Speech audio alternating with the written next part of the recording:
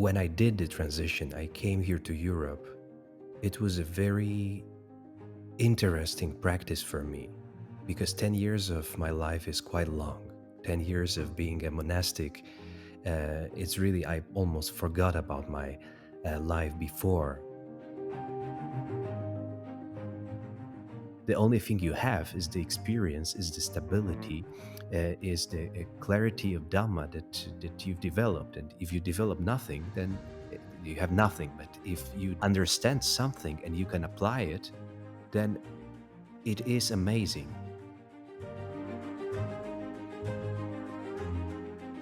Whether there are differences between East and West, of course they are. But are there any differences in our hearts? No, certainly not.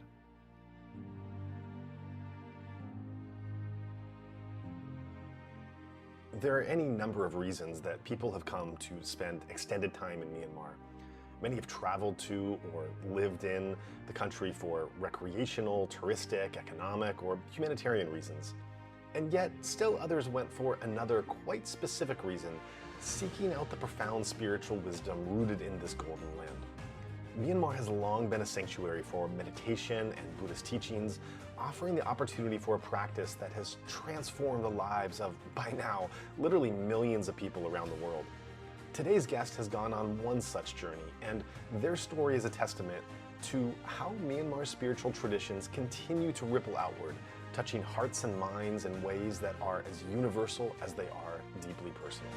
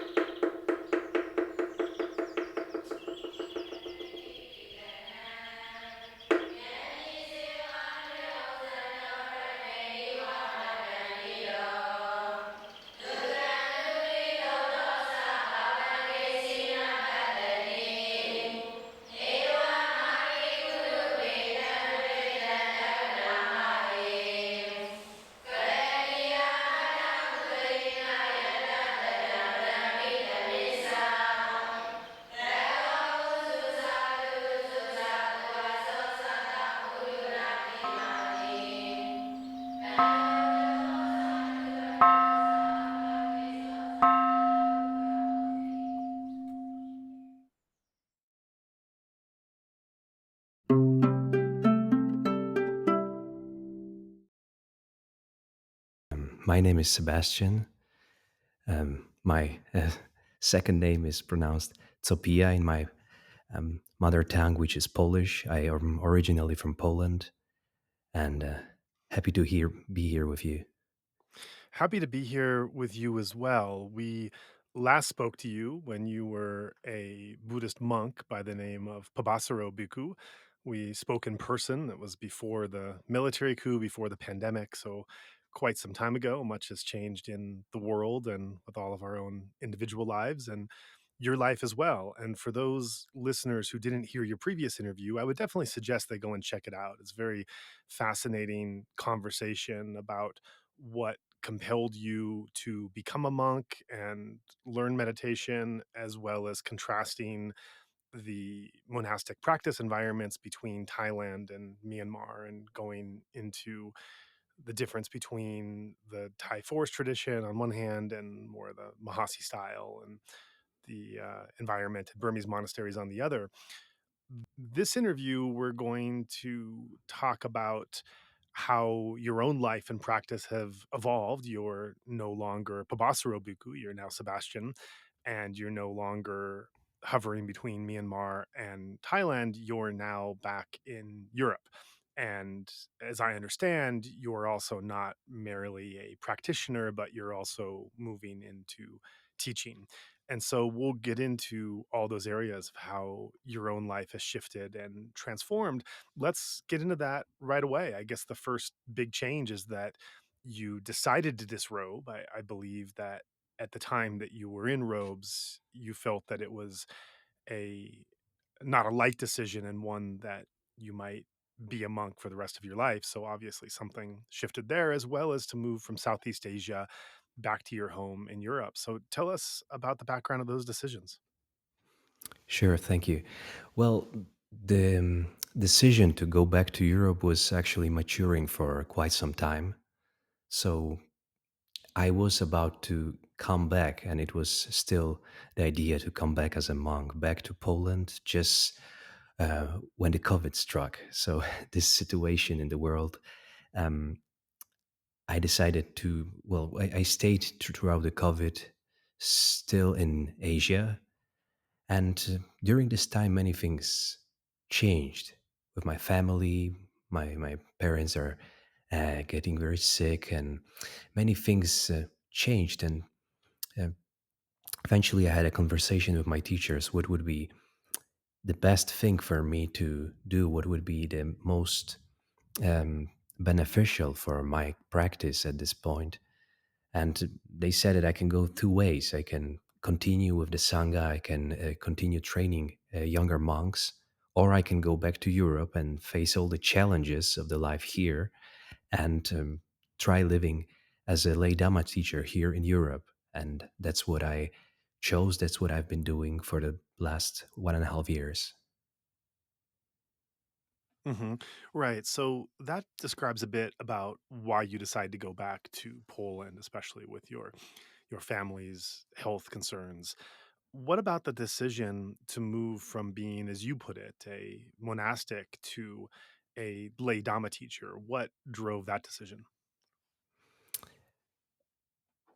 Well, what I learned throughout this 10 years of being a monastic is uh, you cannot be all to all people. You cannot be good for every situation. So, um, when I was a monastic, I was able to connect with certain practitioners, both monastic practitioners and certain lay practitioners. But there were some people that would not be open to practicing with monastic.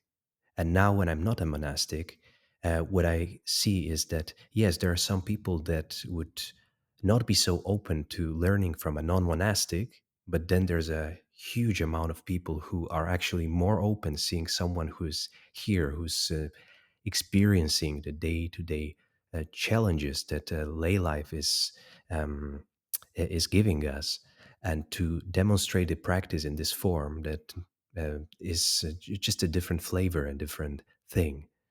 So I decided that in my country, in particular, in Poland, there are not so good conditions at this moment to establish a monastery, but there are a lot of people who would highly benefit from learning the Dhamma practice. And that's the project that I started. Mhm. So you reference your decision as mainly being what would be advantageous as a Dhamma teacher in terms of the kinds of students that would come to you and be receptive based on basically your hairstyle and your clothing choices, whether you're lay or monastic. Uh, that's looking more at the angle of what would serve your community and your students. How about for you? I mean, this is a major decision whether you're going to stay in robes or re-enter the lay world. So for you, did you feel a preference or a calling or attraction to want to make that transition, or perhaps the opposite of that, perhaps really wanting to remain that life in robes but having to proceed anyway with disrobing for the benefit of how you could be in the community? Well, for me, honestly, um, when I did the transition, I came here to Europe. It was a very interesting practice for me because 10 years of my life is quite long. 10 years of Mm. being a monastic, it's really, I almost forgot about my life before. And when you do it, there's no weekends, there's no holidays, so you do it day to day, developing this dhamma in your heart. And it changes, not just, it does not only build a practice, but it changes completely. Like, I felt so flushed from my conditioning as a European or as a Polish person. So when I returned here, to be here with this fresh perspective, and to be able to just walk in the streets without the robes was really an amazing experience from for my practice, to be able to and not to be in any position or any role as a monastic is amazing. It's a beautiful life, but now being in lay cloths and being invisible in the streets was just a great experience where, okay, I'm no longer a monk, but Mhm. can I apply this Dhamma to the same depth, to the same sincerity? And Mhm. when I started doing that, then people would just come, and the community would start to form here in my hometown. And now it's expanding throughout Poland, and with some practitioners in Europe and in Asia as well. Mm, yeah, that's wonderful. It's interesting to be in such different environments. It reminds me of what Ajahn Chah, the great Thai forest master, said when he first went to England and when he did alms rounds. And the when he would go on alms rounds, he would be greeted with any number of confusion and bafflement and even discomfort by the normal British people he would come across. And Ajahn Chah was such a remarkable and unique figure. And when he was asked about that, he would say that he loved it because he said that when he was back in Thailand, many of the Thai followers would treat him with such respect, and because that's what you're supposed to do for a monk, that it was he liked being in a place where he really knew how people felt. You know that he can go on an alms round, and if people felt uncomfortable or indifferent or whatever, he liked that authentic feeling because he was so out of the environment where he was just treated with constant respect. And I always remembered that quote. It stood out because I think that that was just a sign of his degree of authenticity and humility. I think so many other monks, whether they admit it or not, would really like that kind of respect or reverence as kind of confirmation bias or respect to fall back on. And it really stood out that he was actually saying the other way around, that it was actually a relief to be in such a different environment where he had to look deeper inside himself by those shifting relations of how people viewed him, which he wasn't used to, and wasn't used to people having respect automatically as he wore the robes, or because his name was Ajahn Chah, that it was kind of starting from a new place and starting to learn more about himself and the Dhamma and relations and everything else. Yeah, I think it does touch my heart what you're saying, and it's a little bit similar that um, in Asia I also already had experienced this respect and the position and things, and it's great in the sangha. It's great. I mean, I still have utmost veneration to the monastic life, and who knows? Perhaps in a couple of years I will return to this form, but for my current practice, to let go of all of that, Mhm. it was amazing experience, because when you disrobe, it's gone. Yeah, it's yeah. it's gone. Like 10 years of your life is gone, and suddenly the only thing you have is the experience, is the Mhm. stability, is the clarity of Dhamma that you've developed. And if you develop nothing, then you have nothing. But if you did Mm, understand something and you can apply mhm, it, then it is amazing that, because the mind is tricky, and the mind is usually uncomfortable in any situation. mhm, But to actually accept the conditions, and after my return here, to ground myself in the Dhamma and just let go. Okay, am I a monastic? Am I a layperson? Actually, I'm neither. I'm no one. This whole idea and identity is the whole trouble that our mind is cultivating. So, for me in this situation, to let go of the identity, I am a monk, I'm a Thai monk or Burmese monk, or all of that, mhm, was actually my letting go and renunciation process, that I felt like, um, it's I'm sharing that, but I know it's probably not so applicable for many people. But mhm, for me, the renunciation from layperson to monk, and from monk to layperson, both were just extremely mhm, powerful transitions, because at first I cut my life, and it was also a decision to cut it for. It wasn't like a plan to be a monk for a while, but really it was a decision to take this noble practice until my heart is ready and mature.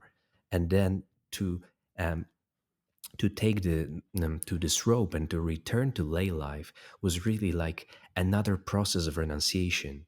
Hmm. And I can honestly tell you that um, from my personal standpoint, this 1.5 years have tested me in situations that I had to deal with more difficulties, more struggles, more challenges. Hmm. And to do it, I feel that as a Dhamma practitioner and as a Dhamma teacher, that I have grown really in a way that probably I wouldn't if I just stayed Wow. in my previous form. Yeah, that's amazing. And I do think that what you're saying, even though it might not be applicable in the specifics and the practicality to many of our listeners, I think it's very applicable in terms of the more general ideas being expressed. I mean, what you're saying reminds me of, I heard a previous podcast interview with, I can't remember who it was with. It was someone quite famous and accomplished in their field at the top of whatever it was they did. And they were talking with someone else who was also high up in their field, and they were both saying how they really like to do something that they had no experience in and they were bad at, because it was starting over again. And they just talked about the value of putting yourself in a situation where you were learning a skill or doing an action which you weren't good at, you made many mistakes, and you you didn't succeed. And how easy it was to stay within whatever your comfort level was of what you were doing, whether that was living a very austere monkly life in a remote place, or whether it was managing some big company or being a professional at the top of your game at whatever the field was. That even though that kind of achievement or accomplishment might be impressive to someone who wasn't doing it, and there are very few who had achieved that level, once you were in that position, you were having minimal gains, and it was a hard thing to do, but also a very enriching and fulfilling thing to do for life, to put yourself in a situation where you no longer had those things you were familiar with, and try something, start from a completely different point, and climb up once again. And it was a hard thing to do, but it was something you learned tremendously about yourself. And so I think that's something, that's just an idea, a generality I think a lot of listeners, no matter where they're coming from, can appreciate. And we all have different fears. I mean, for some people, the idea of cooking a whole meal for themselves might be totally intimidating and scary and uncomfortable. For other people, it might be starting an exercise routine, or something else. So who's to say what task would be easy and natural for one person and very hard for another? And it also reminds, what you're talking about, of moving from a monastic existence where you're living a pretty austere life and following very rigid guidelines of how to behave and such, something that many people would have difficulty doing. And yet it's only shaping and filling you to some extent. And I definitely knew, I was close with some Western monks in Myanmar as well, that I would see some that would have their time, their practice time, their time in remote places, and then go and engage socially, and be with people, and kind of work on another aspect of their character development. And there were others I saw that really kind of shunned the coming outside of their intensive practice, and were just looking at ways of further and further intensifying their practice, more precepts to follow, and more meditation time, and less sleep, and less extroversion, and longer meditation periods. And I'm not saying any of those things are negative in and of themselves. Those could be very helpful things to practice when done the right way. I know one particular practitioner who took a 1 year vow of silence, and I think is beautiful. It was just a very concentrated moment of her life. And when she came out, she then went into talking to friends on the path, and engaging once again, and had really gone to a deep place. But I've seen others where it feels like, okay, I don't think that more intensive time is really what you need right now. Like, I can kind of feel these really rough parts of your character that are constantly coming into tension with all of the environment around, where you then go and escape back into that world of intensive practice. And so I think this is where that skillful management of conditions and introspection come into play, that you can't just do a one size fits all uh, um, kind of solution to everything we come across. That, and I think this is a problem that Western practitioners, monks, nuns, and yogis can face. Particularly, is this sense that if something is not right with me or with the world, I just need to do more practice. I need to come away, do more retreats, longer retreats, get away, become a monastic and hide away in the forest. And it just becomes this more of an intensity of practice and renunciation. And there's certainly nothing wrong with that. I think welcoming that greater renunciation and intensive practice can really be transformative in so many ways. Yet also it needs to be done with this wise kind of pruning, that if it's done more exclusively in while not engaging other parts of one's life or interactions, it can be harmful. Yeah, I really resonate with what you're saying. So basically, I'm looking at the screen, and we have, your voice and my voice. So when I'm speaking, you're silent. So you're this like just a straight line, and then when you're speaking, then I'm a straight line. So uh, that would just looking at that, I resonate exactly. Just it depicts what you told, that okay, we have this intensive practice in retreat environment, and this is like we try to be like this stable line. So we restrain ourselves from outside objects, and we go to seclusion. And in my 10 years of monastic life, I've done a lot of that. And it's just amazing way to get to know when our own ego, our own self, wants to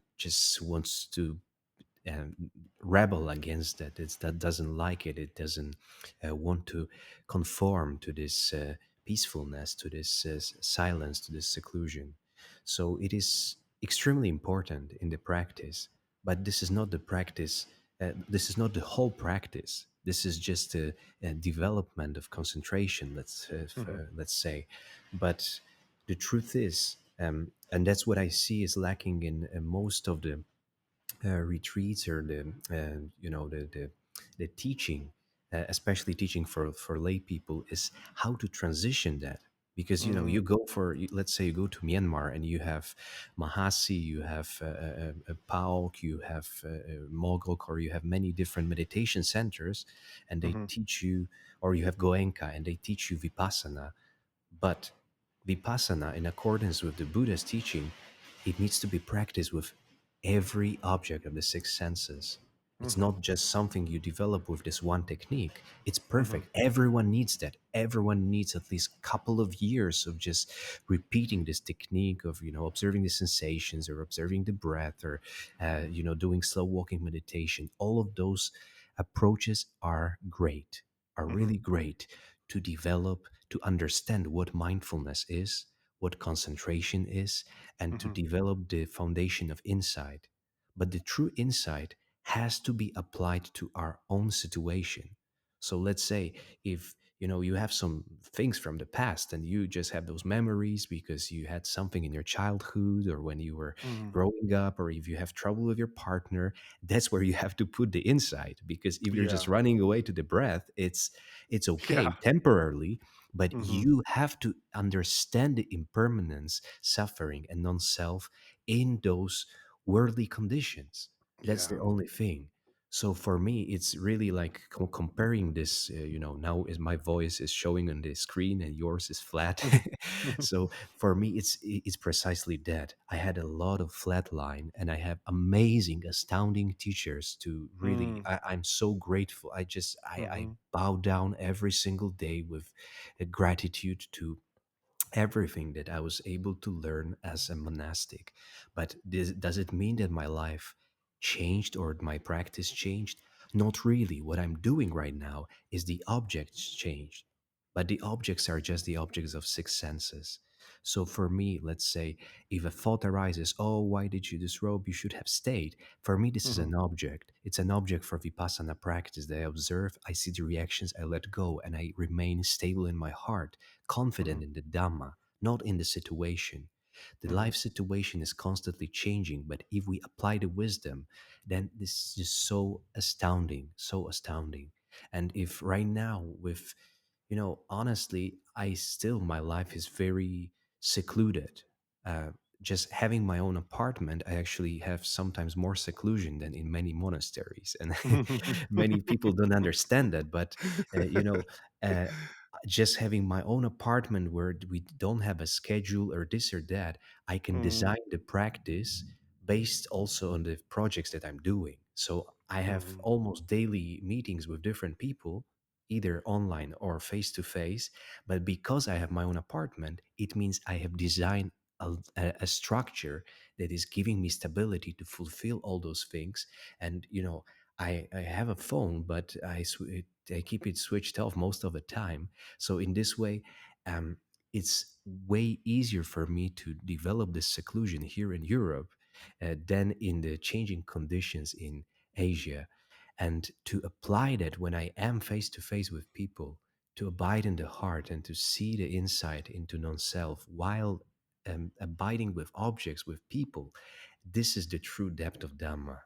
Because of doing it with the breath, or with the slow walking meditation, or with the other sensation meditation, whatever kind of technique, is mhm, great and it needs to be developed.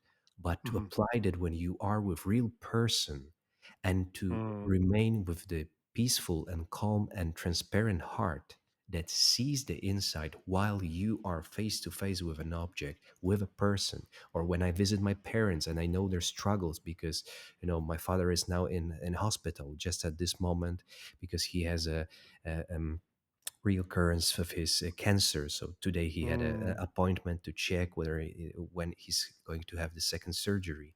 So mhm, it's a very fine balance to be with a person, to be with, let's say, with my father, with my mother, to show care, but to mhm. still abide in the wisdom, to know that in truth, yes, there is no father, there is no Sebastian, there is no one here, Right. but Yeah. it doesn't mean that I become blank, and I don't support my father. No, it's not Mm, true. It's not like the Buddha. Also, of course he has the ultimate insight, but he would still take care of the sick monks, or take care of people, just in the even in the worldly aspect.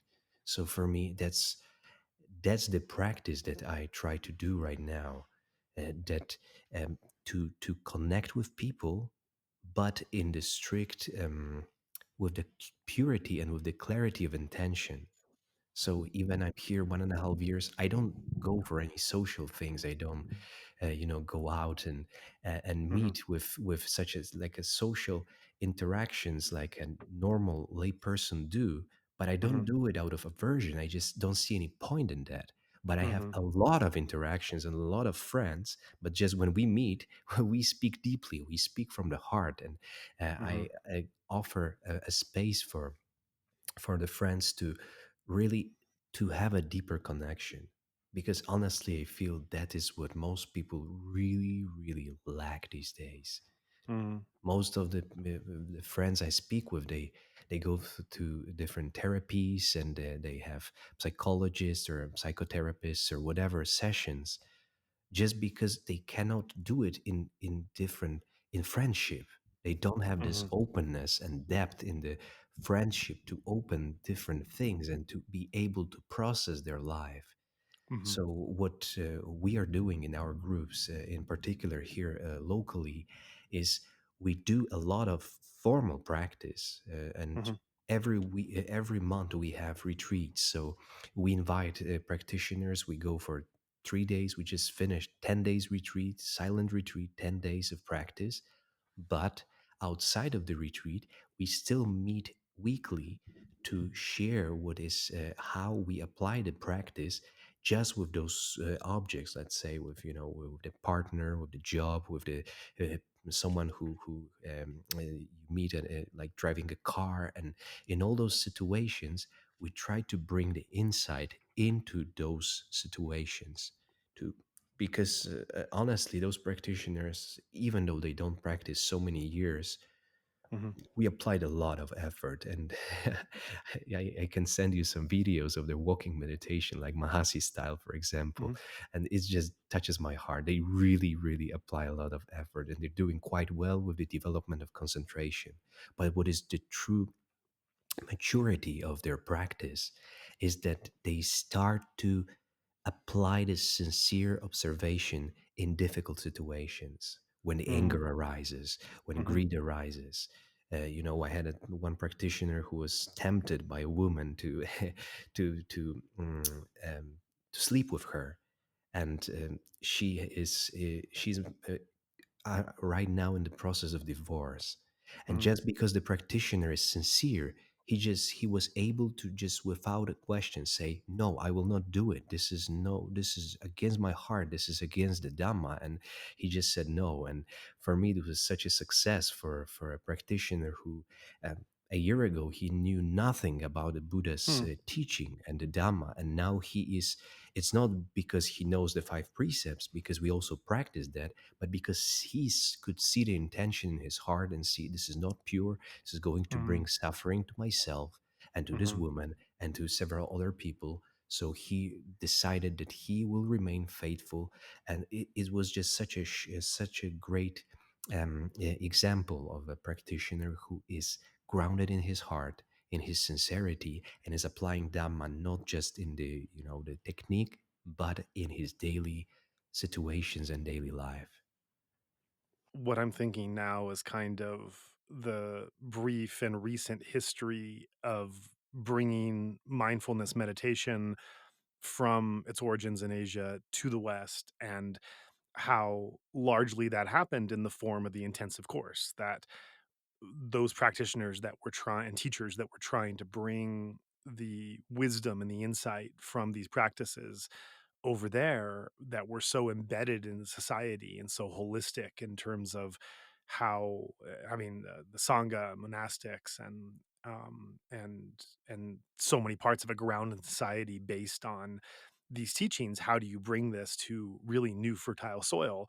And one of the obvious ways that came up was, well, of course there were books, there are presentations, there's ways to describe it, but an intensive course, Goenka most famously was able to have this very intensive, full on 10-day experience that you could walk in with no background. And really, by the end of the 10 days, if you practiced it according to the instructions, you walked away, many students walked away with some taste, some actual understanding. They actually see and feel something with their own experience, not just reading or thinking about it, but they actually have this mind that's able to grasp some opening of what the Dhamma is in this really profound way. And that, in my estimation at least, that initial foray and experiment with these intensive courses that were so largely effective in so many different ways of giving that taste, and certainly not just Goenka. I mentioned Goenka because no one really codified the experience like he did in terms of how the business structure that he set up. But certainly on a smaller scale, many other teachers were able to bring that taste in different ways. But then I think several things happened as it developed. I think one is that there was such an emphasis on on intensive practice and experience that came at the expense of other things. It came at the expense of understanding the role of monastics, certainly with study. And I think a lot of the practice took on this kind of implicit, sometimes even explicit, anti-intellectual kind of vibe. And this practice was this antidote or escape from the study or the discussion or academia or something. It was something that brought you to the truth. Whereas when you just study, you're just kind of revolving ideas around. I think the intensive retreat format started to encourage that. I think it also the silent retreat encouraged a lesser engagement with people, and this was an internal practice and something that was turning away from the world and society and societal engagements. And I had an interview with Temple Smith, who's a meditation teacher who spent a lot of time in Burma with PAOK and Upandita, and he described repeatedly this concern of what he called the retreat dweller, and that the retreat dweller was I was describing it when I spoke a bit before, this kind of archetype of a person that is just doing more and more retreats, longer retreats, and and their practice and their life becomes somewhat imbalanced. And I think that this is kind of a result and function in the way that some of these teachings first came to the West, and that how powerful and effective and profound they were. I mean, I'm not in any way downplaying the role of practice, the role of retreat. I hope no one gets that impression. It's that they were so impactful and powerful as a model for how to bring this practice, that I think it did become somewhat overbalanced, somewhat prejudiced in terms of the other ways that one can engage, and dismissing some of those a bit more, as well as in turning more and more to this model rather than balancing it with other ways that this can be brought. And I think that is starting to change now. I think that there is more and more awareness into what, I think into what temple is called the retreat dweller. I think that decades ago, mentioning a concern about a so-called retreat dweller wouldn't really register in many people. I think that so few people were practicing meditation that the mere fact of getting a Western body to a retreat center was success in and of itself, let alone doing too much of that. I don't think was really a concern at that time. But I think there is that growing awareness now that one can't just sit retreats, that you're turning away from your own issues and turning away from societal issues. When, if that's all you're doing, that's not to say you shouldn't be doing that at all. That would be I that'd be making a straw man argument out of this.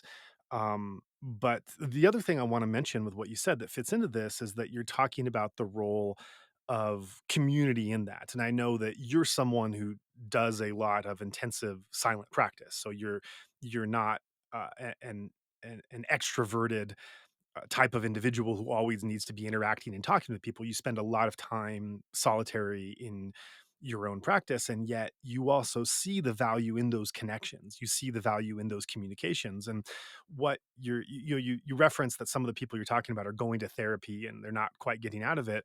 Yeah, that's interesting, because what you're talking about and the kind of communication that you're describing, it does seem very therapeutic. It does. I don't know if it's clinical psychology or therapy, but there is a therapeutic element to the process of talking and communicating. And maybe we're just getting into semantics if we're saying, well, this is therapy and this is not psychoanalysis or whatnot. So maybe we don't have to get too specific in there. But if you just look at the role of communication, of community, of dialogue, of therapy, if you want to call it, whether it's professional therapy or whether it's just talking to a friend or a Dhamma friend that can listen on a very deep level and be able to respond to you, there's something really powerful about this, that when you remove yourself from those kinds of social engagements and discussions, you do lose out on something, and you're just left to your practice. And I think this is also going back to this historical development as I see it. I think this is one of the outgrowths and consequences of too much emphasis on the silent retreat time, is that it can dismiss the power of those interaction with others. And I think of, being a Goenka meditator myself, originally coming from that tradition, in the Goenka organization, they really do teach that conversation among meditator peers is looked upon with suspicion and is dangerous. I mean, those words are used. And Goenka himself even says, I don't, it's not word for word quote, but my memory is that he says that it's very dangerous when two meditators start discussing their practice and their understanding with each other, because one of them could be confused and that leads to confusion with the others. And so really this kind of peer-to-peer interaction should be avoided at all costs, and any questions that a Goenka meditator has should go to a Goenka teacher to get the proper understanding so that their path can be clarified. And that was something I abided in for years and years, that kind of really hierarchical understanding where the agency was really given from above. And even when you talk to Goenka teachers, they're not usually giving their opinion unless they're kind of out of the mold. They're usually just rehearsing what and regurgitating what Goenka himself has said. And so when I went to Burma and started spending time in Burmese monasteries, and it was really liberating for me to have this experience of talking for hours on end with other practitioners about their practice, and to realize that, far from getting confused, my mind was just exploding and expanding with possibility. And, I did get confused in the course of those conversations, but that's the prospect of learning. I mean, I come from an education background. Learning disrupts. learning makes you confused. The literal chemical process in your mind as you learn is that you're destroying previous understandings that you held to, and as those are being destroyed, you're building them with new ones. That is a disturbing, confusing process no matter what you learn. That's it goes back to what we said a few minutes ago of the value of putting yourself in a situation where you're a complete novice. You don't know anything. Maybe you're a professional basketball player, or a tech giant, or a science intellectual, and then you go do something that you've never done before.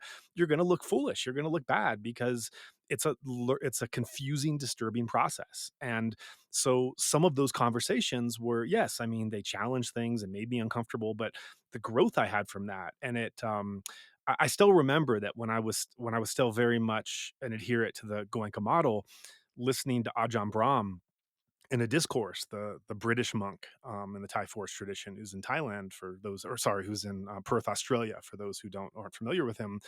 He said something like, the real secret of the meditative life is that you learn so much more from your fellow practitioners than you do from your teacher, and sometimes even from your practice. And I mean, that quote just blew me away because I was like, I never talked to fellow practitioners about at that time.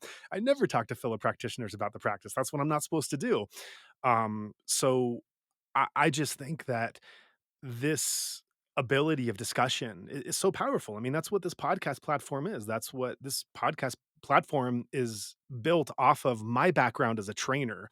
Whereas a trainer, communication was and dialogue were the bedrock foundations of everything I did. I mean, um, they were they were working at constructing an environment where you tried to facilitate the miracle of communication taking place. And we don't use that word lightly. I mean, communicate as a trainer, we saw communication as literally a miracle when it happened. And when it did, it could be a life transforming breakthrough to be able to speak and listen in ways that weren't possible before. And so where this is going is in putting all this in perspective, and what you're doing is, looking at this background history of how the retreat started to be the main vehicle for the Buddhist teachings that came to the West, an over reliance, in my opinion, of that, and then moving to a model where the practice and the internal wisdom you get from that intensive period is still very valuable and shouldn't be underestimated or not applied or followed through. But there has to be some, in my opinion, there has to be some balance between that individual time that you're sitting on the cushion or doing slow walking or whatever, with the social engagement and with the discussion, with like the discussion that we're having, that's part of it, the communication, the dialogue, the interaction, the social engagement, to be able to bring who you are, what your practice, what your understanding is, to others, to then have that engagement which is carrying you along in a different way. And to what degree is that therapy? To what degree is that friendship? To what degree is that uh, study in terms of parsing and better understanding things in the suttas? I don't know. Maybe it's not important to really make those distinctions. It's all there kind of in that mix together. And then to also, I'm thinking about what you said about your father and attending to him. You're touching upon this difference between the apparent reality and the ultimate reality. It's another problem that especially Western practitioners, retreat dwellers, who emphasize too much of their practice in that silent meditation time, divorced of the culture, the context, the reality, the social engagements, that there could be, it's really challenging to figure out how do you go into and work with and accept and even realize these ultimate truths on a Buddhist level, but then come back and live in the world. And how and for this I go back to this famous poem. I've referenced this on other podcast episodes, but I'm a big fan of the Sufi poet Rumi. And Rumi's spiritual poetry is just tremendous. And when I read it before I started meditating and loved it, and then after I started meditating, I was like, I had no idea what he was really saying, because it was like touching at this like deep spiritual experience that I hadn't tasted before. I had just understood intellectually.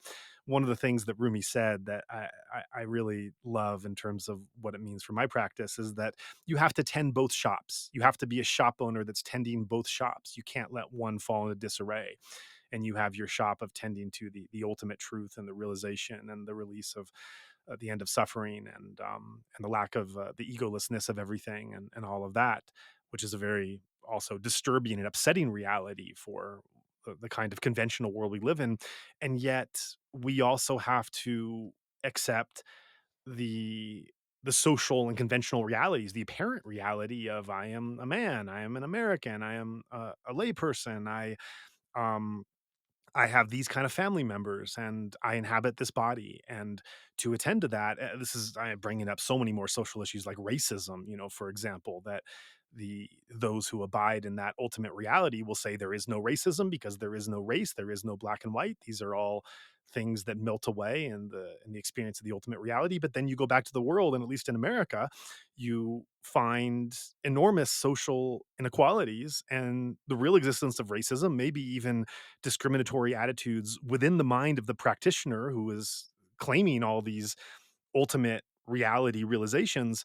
And so it goes back to Rumi's point of you have to tend both shops. And how are you tending both those shops? How are you being silent and introspective and practice going beyond words and beyond discussions in a deeper practice? And then how are you going back and tending the other shop of the apparent reality and being a person in this world and everything else? So Yeah, what comes to my mind, to make it more relatable is, before I was a monk, I was a jazz musician. So I remember there was this very, very important moment in my life. I was about 20 years old at the time, and music was just everything to me. And I was practicing music like, 12 hours a day. So I was practicing the instrument or listening to other musicians and listening to some great jazz legends, and everything was just focused on that. And there was a concert of an old man. Um, he was actually Polish, but he became famous worldwide, not so known in Poland.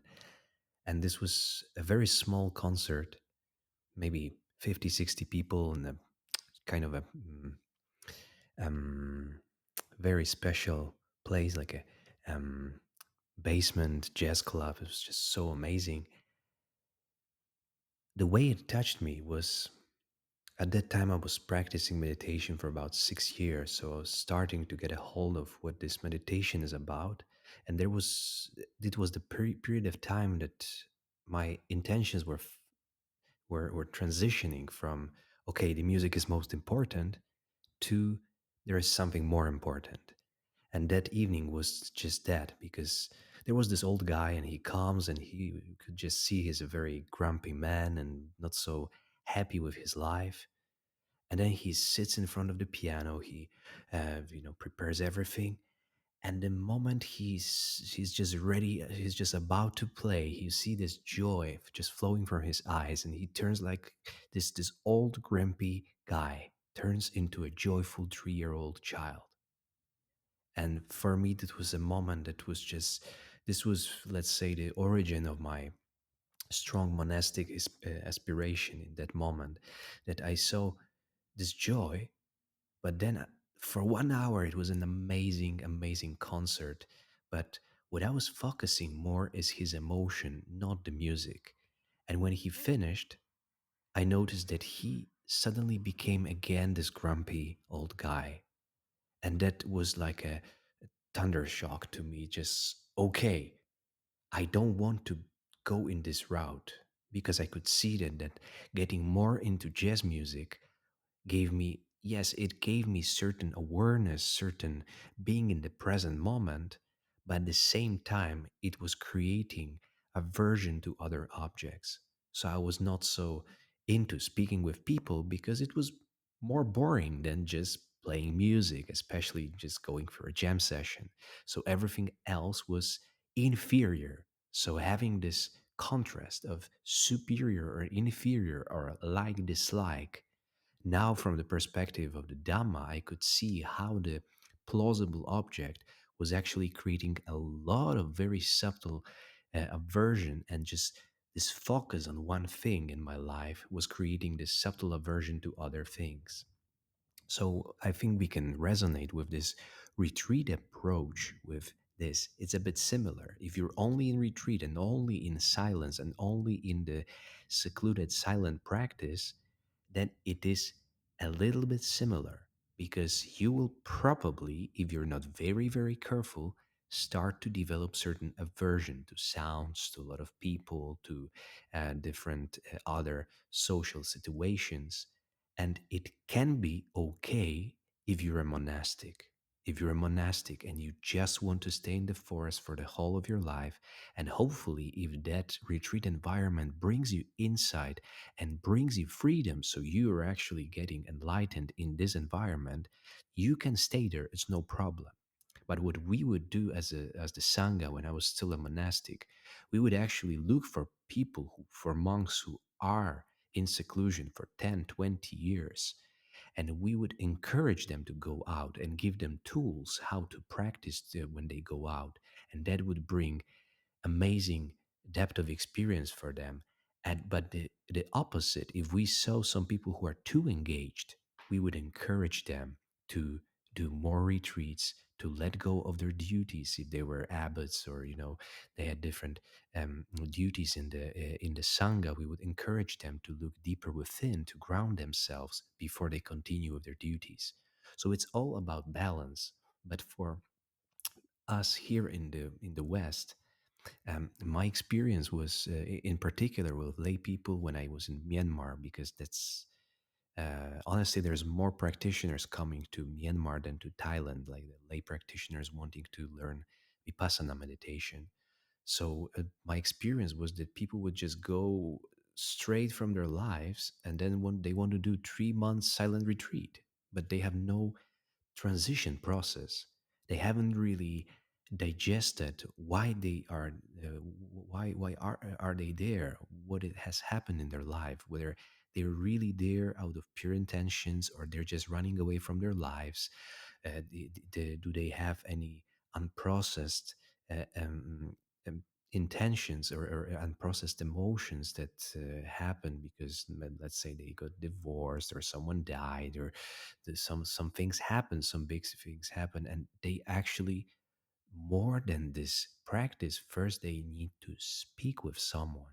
But in a monastery, usually they would not receive that. So I heard a lot of stories and witnessed some stories of people going for this famous Pandita Rama 3 months retreat, but they would go nuts just because, so much Mhm. emotional pressure, and suddenly I want to be Yeah. the best. I want to be the meditator. 3 months silence, but I've just begun. So um, you mentioned Mhm. about the therapy. I'm not saying therapy is bad. I only say that much of the therapy should be found in healthy relationships. If we have deep relationships with our friend, with our family, then most of the therapy can be done there. But it's not in the modern world, at least from what I experience here with the practitioners, or what I remember. Before, when I lived here, before I was a monk, also people cannot understand, but my relations with my family, with my parents, actually became deeper when I was a monastic. Not because Mhm. we would speak often, because sometimes I would not call them for a year, Mhm. but when we speak, or when I went to visit them, that there will be certain depth, certain Mhm. openness, certain Mhm. sincerity, and tears, and just that would be very touching. And before, at least I would not have courage to be there with my heart present. I would just be like, okay, I'm there, but I'm not really, really 100% there with my heart. So, what we are doing in the groups that we have here in the community, um, is, because I also, you mentioned about Goenka and not speaking about the practice. I understand that. And it does make sense, because there are some practitioners, especially here in the West, who are Mhm. just taking all different spiritual practices, they mix it Yeah. all together, they put it in a blender, and Yeah. suddenly they share their experience, and they read something about non-self, but then they Yeah. put it, Right. with a blender with some Advaita stuff and something that someone else said. They blend Mhm. it all together, and they share something that that is maybe to someone who has not really experienced deeper practice, it may seem it's okay, but Mhm. actually they're just looking for attention. They're looking for Mhm. something. They don't have good experience, and they don't really have pure intentions in that. So Mhm. I don't really encourage practitioners to meet one on one and discuss their practice, but to be friends to one another, to be Mhm. just friends on this normal level, to share, to open. And we do address most of the practice issue in our sessions, where I'm also present, to be able to see, okay, if someone is saying something, then is it true? Is it real? Is it really in accordance to Dhamma? So I keep track on that.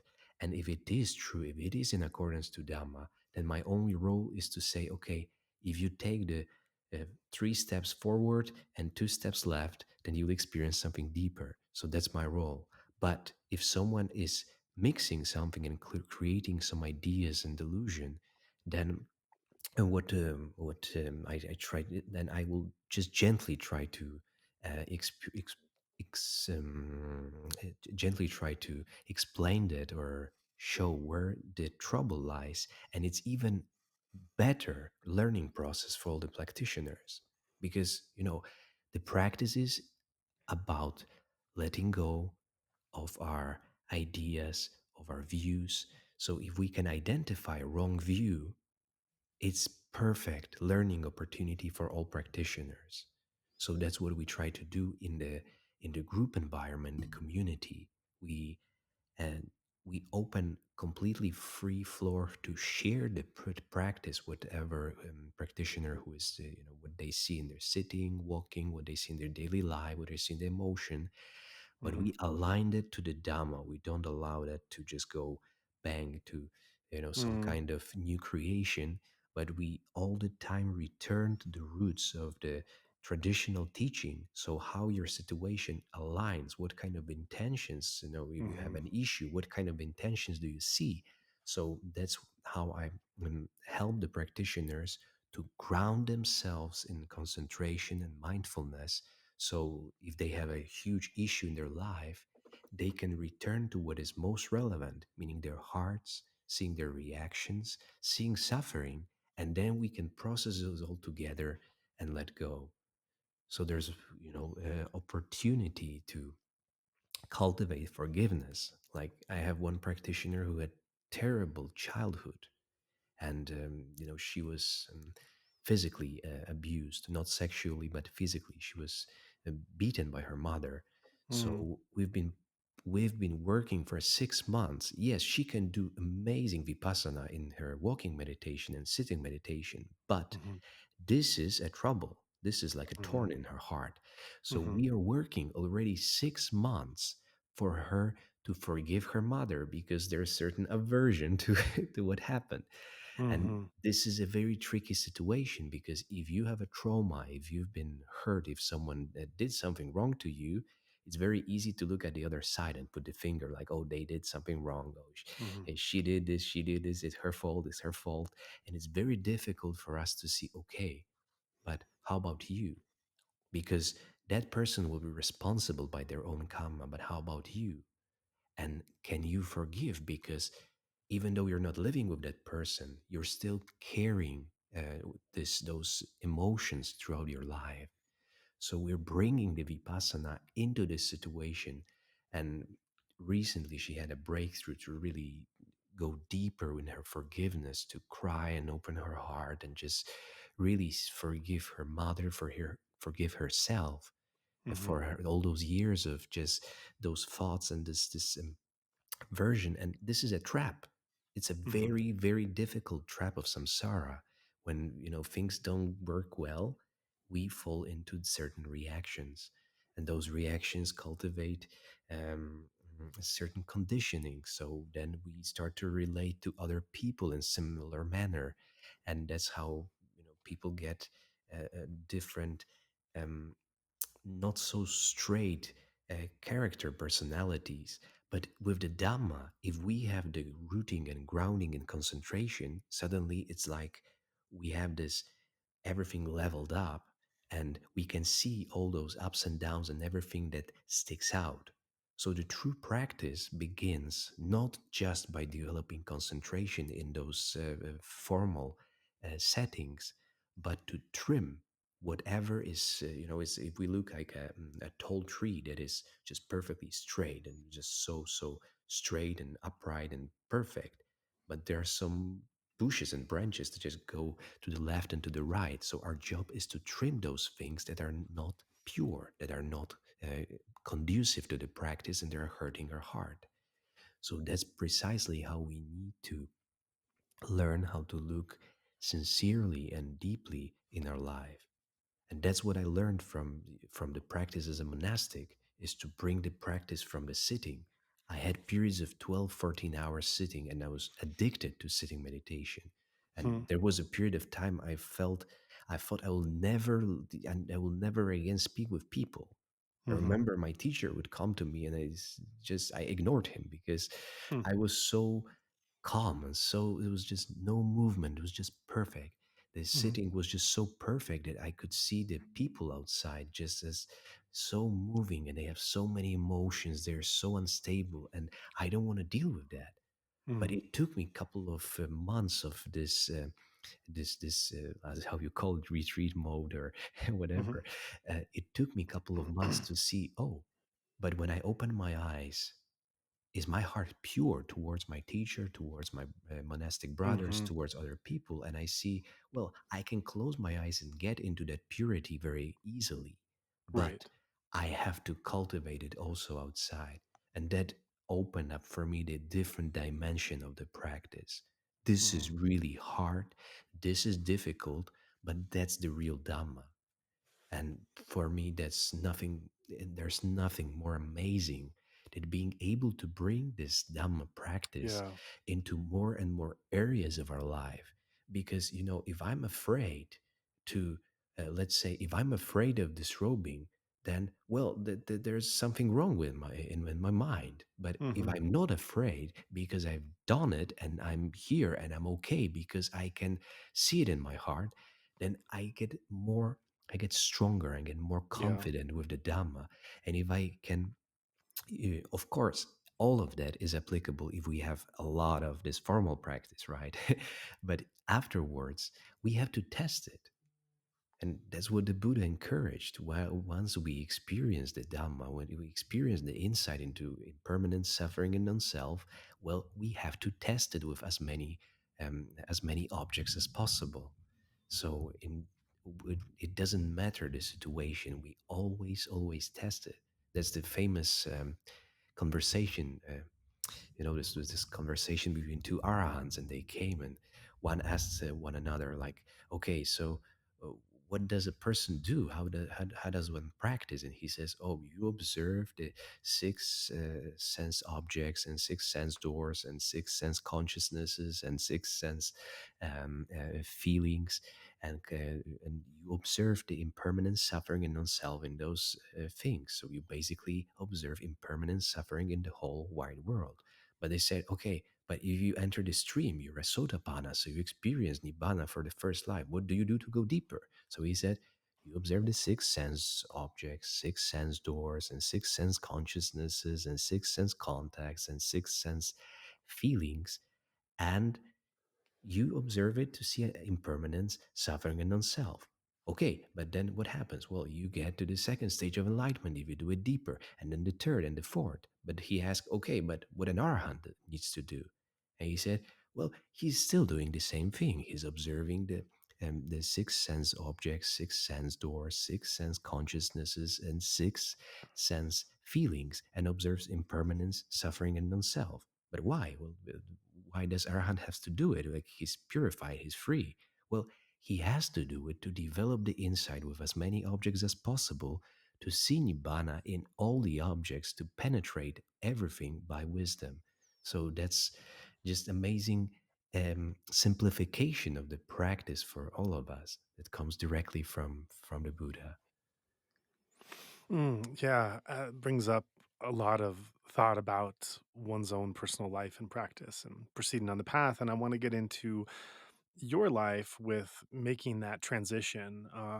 I'm not sure if you're familiar with the documentary called Act Normal. I love it. It's about a Western man who was a monk in Thailand for many years. He's British. I think he actually became a monk when he was like 18 or 19, and he disrobed when he was like 32, 33.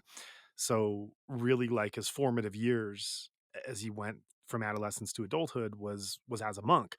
And the documentary follows him from the time that he decided to disrobe into his lay life and adapting to that. And then I won't spoil the movie, but there's what he decides to do at the end, whether he remains in lay life or goes back to being a monk. And it's it's so profound in showing someone from that culture and at that age adjusting to something that's so different. And one of the things I remember him saying from the documentary that was so hard in adjusting to lay life was how many choices he had. And he described how as a monk, you really don't have many choices. And I think going from being a lay person with all the freedoms to a monastic, that's one of the most difficult, it could be one of the most difficult things to adjust to is this perceived lack of freedom and this feeling that when you're in lay you could do anything. You can do anything with your day, with your life, with your activities.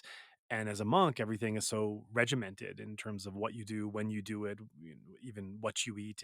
Your choices are become so limited, and that can take some adjusting to. But the other way around is just as can be just as problematic and scary. And for him, when he first became lay, it was just overwhelming to him to just decide, you know, when and how to cut his hair or combing or having hair and having to comb it, or what to eat, when to eat, how to get the food and how to manage that. And, all of these things he had just, and especially for his age period, 18 to 33 or so, never, or being a monk for that whole period. So never having to think about those things, that once he then was approaching a middle-aged lay Western male, having to make decisions and figure out his day in the way that was very new for him and very foreign. And uh and he also spoke about both the fears and anxiety of what he was giving up in disrobing, as well as the excitement of what he would gain by being back in the real world and what he could do.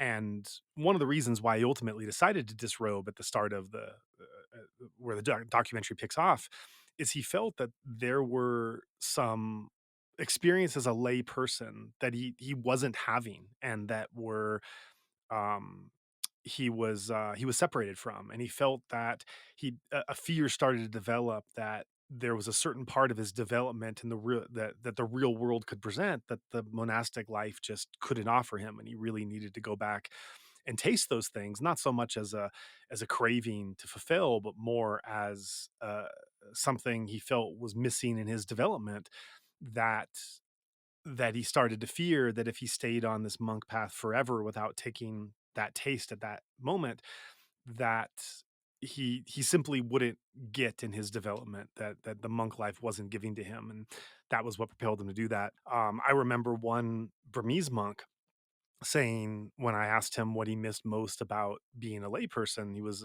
actually a very revered Burmese monk and teacher, very respected. And his answer was that he missed running, and he wasn't like a runner, like a jogger. A lot of Burmese don't exercise like that in the West. He just sometimes liked to just sprint, just to run, really, just to be in an open field and just feel what it was like to just go at full speed. He said that was the first thing that came to mind. He said, I just miss being able to just kind of move really fast, and I like that feeling. So small things are big things, but then also in your case, music, like that was a huge part of your life. Like, was there some creative way you can now go back into music that was interesting as a lay person, or was that interest not really there? As well as the big one, obviously, which is relationship, whether that's relationship with partnership in an intimate, committed way with someone. The sexuality is obviously an issue, just a human issue that is there for all of us to different degrees. Um, When I came back, for me, the most amazing was just going for a walk, just going for a walk around the town and being no one, not being recognized by anyone. Or and the funny thing is, was I still apply a lot of mindfulness. So it was not about careless walking or something. It was actually slow and mindful steps, but just being no one in the streets, no one paying attention. Oh, who are you? What is it? Are you a monk? And all that was very liberating. It was very interesting experience. And if you're talking about music, or I honestly I tried. Because my parents kept some of the electric guitars that I used to have, and I picked it up, and I could play it with still with this neutrality developed by the practice, but I just noticed there's no point. There's no point, and it's good that you're asking, because that comes very very early in my life when I picked up guitar and this whole experience with jazz, because my intention was to actually develop something spiritual, something very deep, and to transition that and to transfer that to people, um, to the audience in the form of music. And I thought that's when I was a teenager, was like that I would experience something deep in the meditation, and then I will use music to transfer that to people who don't want to practice meditation, just as something, some supramundane states of mind or something. And it's funny because I see it's just it all went away, especially realizing that the music by itself is a sensual pleasure. So if I were to fulfill my intention, I would actually be bringing um, sensual pleasure to other people, even if there was some depth to it or some deeper meaning. Still, most people who do not have proper training in mindfulness will take pleasant sounds and start grasping, and will create a lot of suffering. And that's also why the Buddha forbade the monks to sing. He said, "No, you should not sing the suttas. You should just recite them without any melody." So that was in the Vinaya, and that was established, because if the monks would sing the suttas or something, then um, he explained that people would just, if the monk has a beautiful voice, then people would just focus on the beautiful voice and start grasping. But if the monk doesn't have beautiful voice, then again they would not listen to the suttas. But the purpose is to transition the meaning. The purpose is to transition the depth, and certainly to share the practice. So for me, those things, the music was just very clear that I don't involve in that. I don't listen to music. I don't play music. I can understand how music can make someone more sensitive. So I definitely appreciate those years I spent in training in music, and that was important for me to develop emotionally at that point. But I don't need it. And the funny thing is that some of our practitioners also in our community here in Poland, they were audiophiles, and they had all sort of musical equipment, and they would go for join a concerts, or we had some people who would do this kind of spiritual dancing as part of their spiritual practice. And the ones they discover the Dhamma, and they join our community, I never tell them, you have to drop it, but they just naturally, after a few months, they see, oh, I don't need the music anymore. I don't need to do this kind of crazy dancing I was doing as a spiritual practice. I can just peacefully, observe the breath, or I can just do whatever I need. I can just clean my apartment, and it's just I don't have to run away into those pleasures anymore. And that's just it's coming from the maturity of the practitioners rather than some restraint of the rules and regulations. Um, but certainly, there's a big part of me that is just I deeply venerate the monastic life, and it's just such a simplicity where What I feel I miss the most is because being a monk, you don't use the money and you are just making yourself vulnerable and you are relying on other people. You just have to. Like the Buddha established this rule that monks cannot even keep the food for overnight. So even an arahant that kept some food and was drying rice, is the story, and that he would be um, drying rice and just going alms round once a week or once every 5 days. And the Buddha admonished him. He said, "No, no, you just have to keep the food for one day, and then you have to go to the village. You have to practice this um, reliance on others." And honestly, that's what I miss. That it may seem it's strange or it's something difficult, but that's a very heart opening interaction on both sides. Just having so much trust and being so vulnerable and so open to just, okay, I don't use money, I don't keep food, I have very little, I just have my robes and bowl and few very simple items. So whenever I go, I have to trust that someone is going to provide me with those necessities, especially food or medicine in case I get sick. And here in lay life, it's very difficult to experience that to that extent. And being a monastic and just, honestly, I spent 10 years of my life, and I've been to most of the time was in Thailand and Myanmar, but I also visited some other countries, and I've been to Europe several times for a couple of weeks.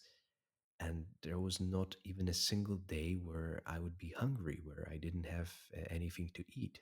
And sometimes I would be on the bus and it would be 11:45 and I didn't have breakfast and I had 15 minutes because the monks are not allowed to eat past 12. And then suddenly someone would come and say, "Oh, you're a monk, so you know that's lunch for you. You probably are hungry." And and things like that would happen. And every single day for 10 years, there would be some good hearted person who'd just make an offering. And that is that's something I deeply miss.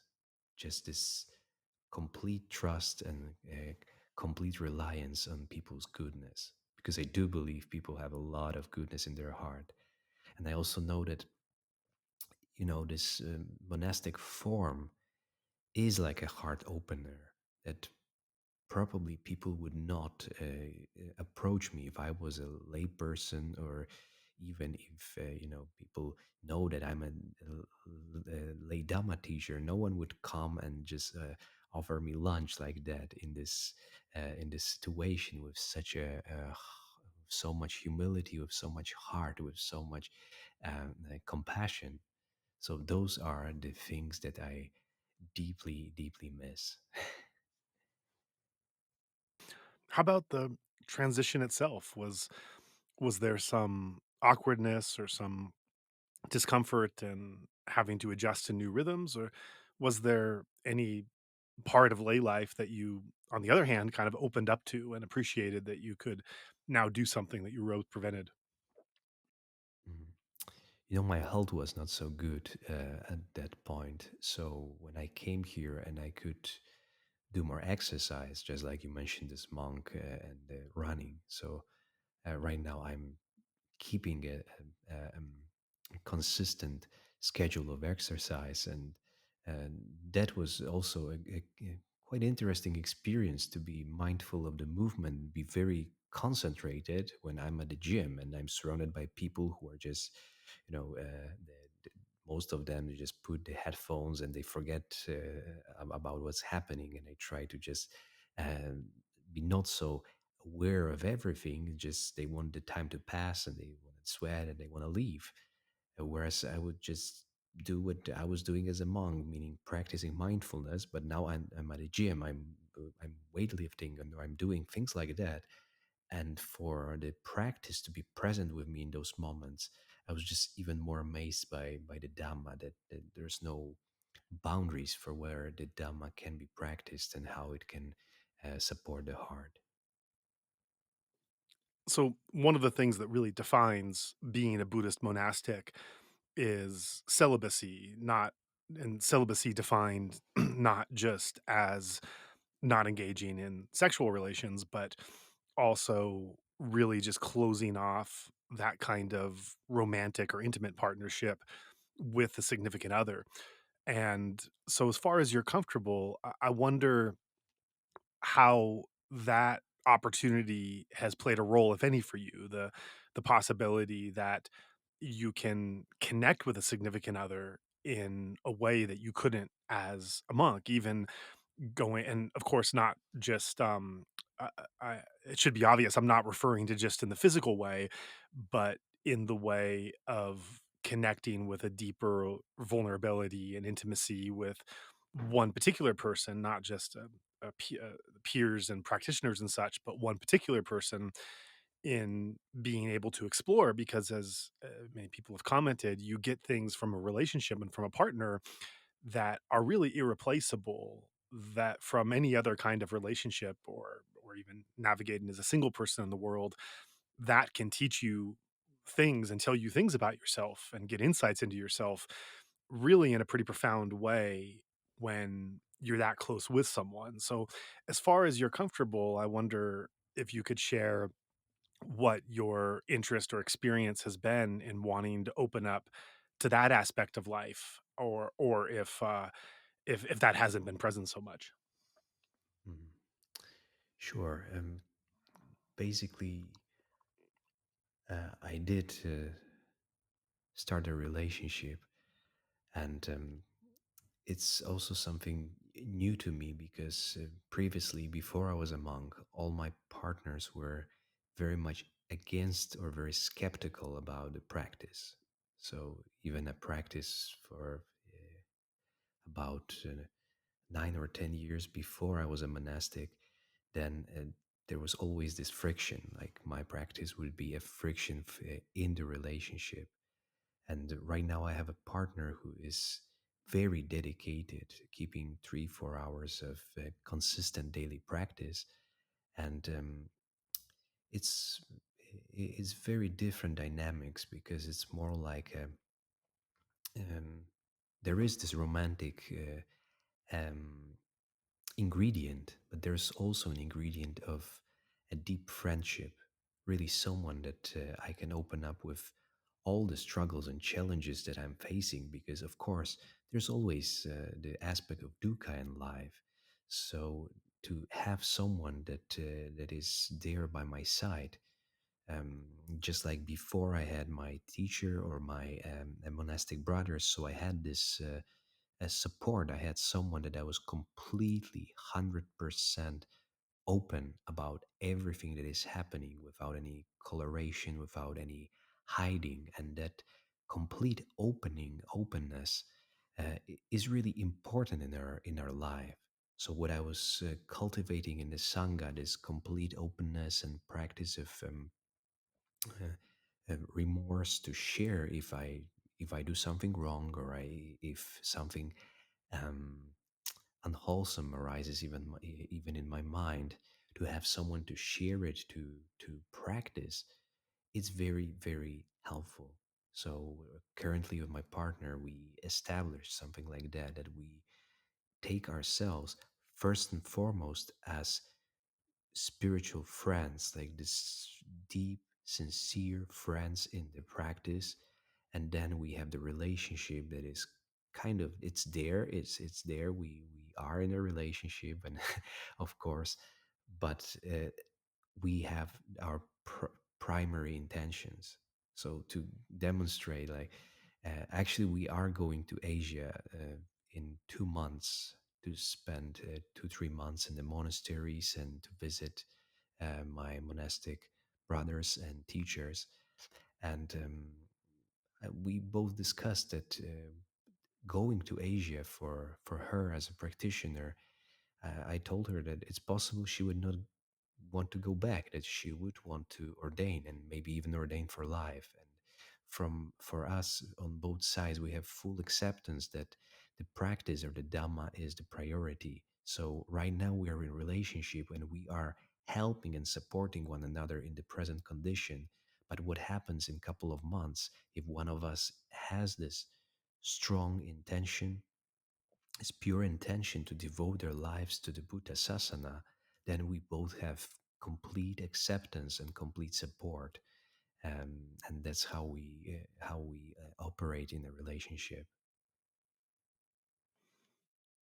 Right. Thanks for sharing that. I think the other thing that really defines and distinguishes a Buddhist monastic from the world, aside from the possibility of being able to have a relationship and be intimate with a significant other, is money and livelihood and the pursuit of a professional practice which provides material support for a life.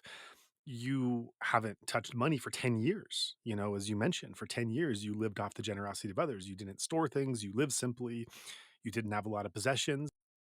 With all my transition here, if it happened a couple of years earlier, it would be a disaster, honestly. So if I were to come back to Europe and disrobe 5 years earlier or 4 years earlier, I feel I wouldn't be ready to adjust and adapt to the situation here just to maintain the practice and remain the heart connection in this situation. But many things that I've developed in the monastic form right now are very natural to me. So I keep this life of simplicity, and most of my time right now is devoted to different projects that I do with retreats, with Dhamma sharings, with sharing Dhamma in different forms and environments. Uh, and currently, the situation is that I, I do receive some sort of donations from different practitioners, even though I don't ask for that. And that is enough for me to sustain myself. Uh, so it's not in a monastic life where I would be receiving the four requisites. I do receive financial donations, but in a way, mm, I try to keep it in the same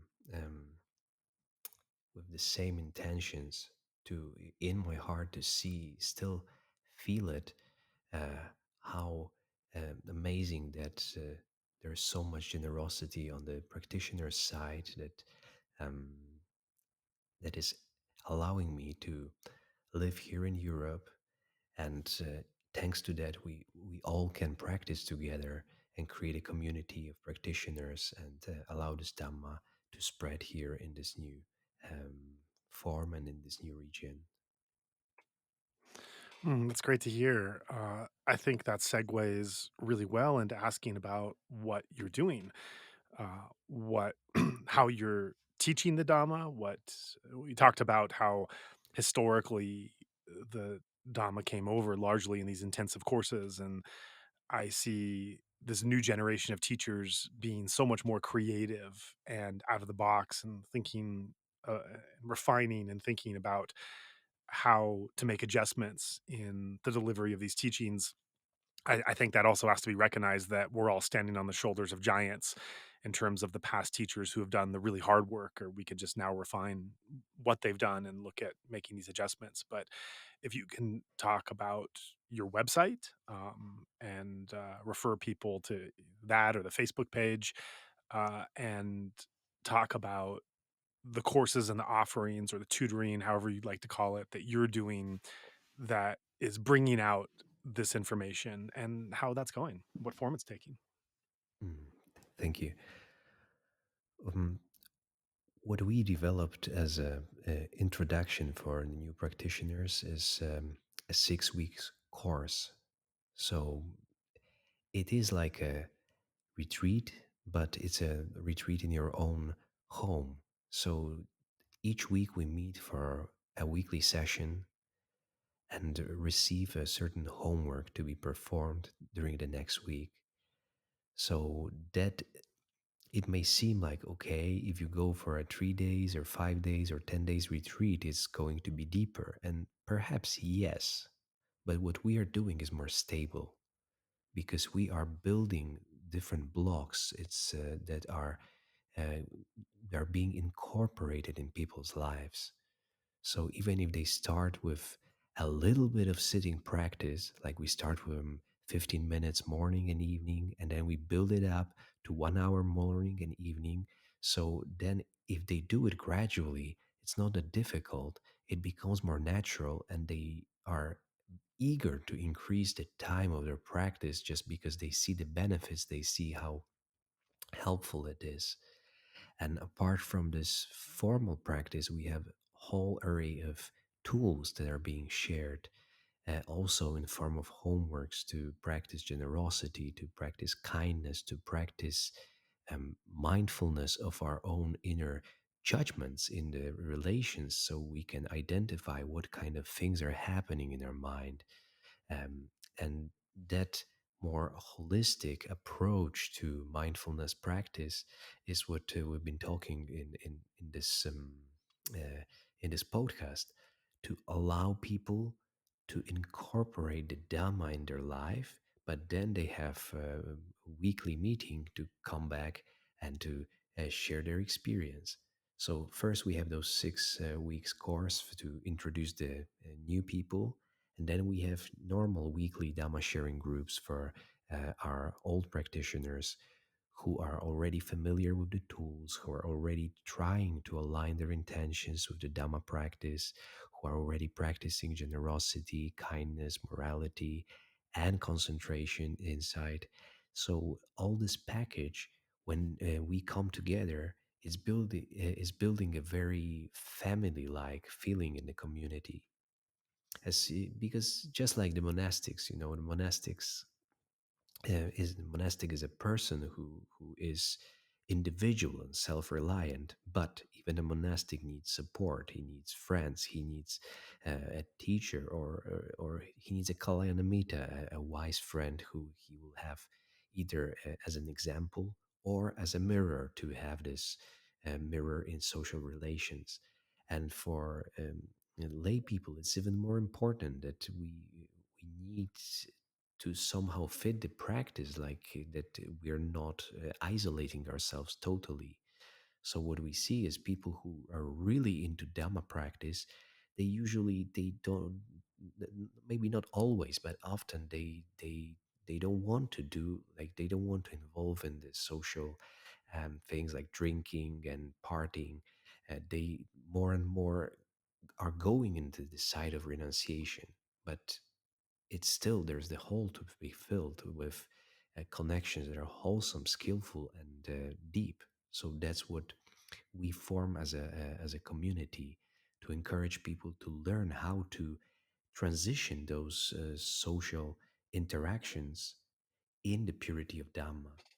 So, okay, there's no alcohol, there's no parties, but we still can have meaningful, we actually, that allows us to have meaningful time together. That allows us to, what our practitioners experience is that the more they apply this more holistic practice of Dhamma, the practice that is also outside the mat, the sitting mat, then they become better parents because they have more patience to their kids. They have their Dhamma friends to share their struggles. They have their Dhamma friends to open up, and they have our sessions to bring the to align whatever difficulties they experience, to align that to vipassana practice, to penetrate the intentions and have the clear understanding what is actually happening and not what the mind is creating. But then this practice is allowing our practitioners to be better parents, to be better friends, to be better workers, or to be better employers. So this whole situation is just getting more mature for their Dhamma practice to be well connected with whatever they have to do. So they're not afraid again to deal with their work. They don't create aversion to their work just because their concentration or their meditation is deeper, but rather because their concentration is deeper, or because they can let go so easily in the sitting, they can have more confidence and more courage to apply in their daily life and confronting different objects.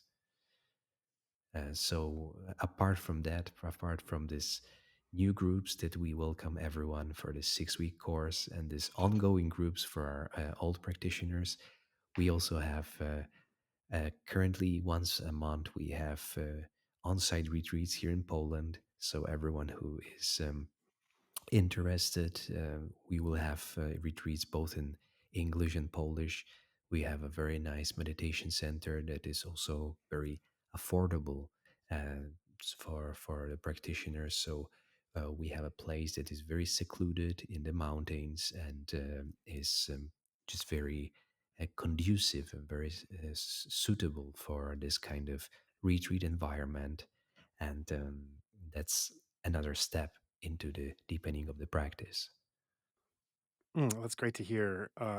So much has been made about the difference between the East and the West in terms of the mind, the psychology, the person, and of course, these practices are all originating in the East. You spent 10 years of your life in the East living as a Buddhist monastic. So, not going there as any kind of outsider, but really becoming very much an insider in terms of the way that you were living and the community that you were involving yourself in. And yet you come from the West and you're back in the West. And so, to what degree is an appreciation about the distinction between East and West forming the way that you think about shaping your own practice?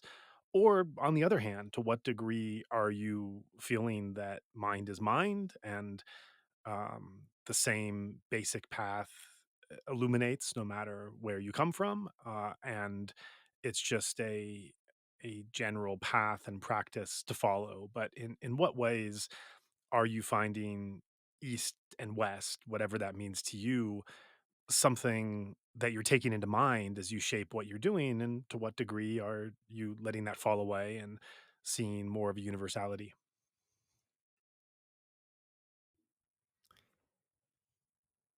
You know, you said mind is mind, and I would say heart is heart.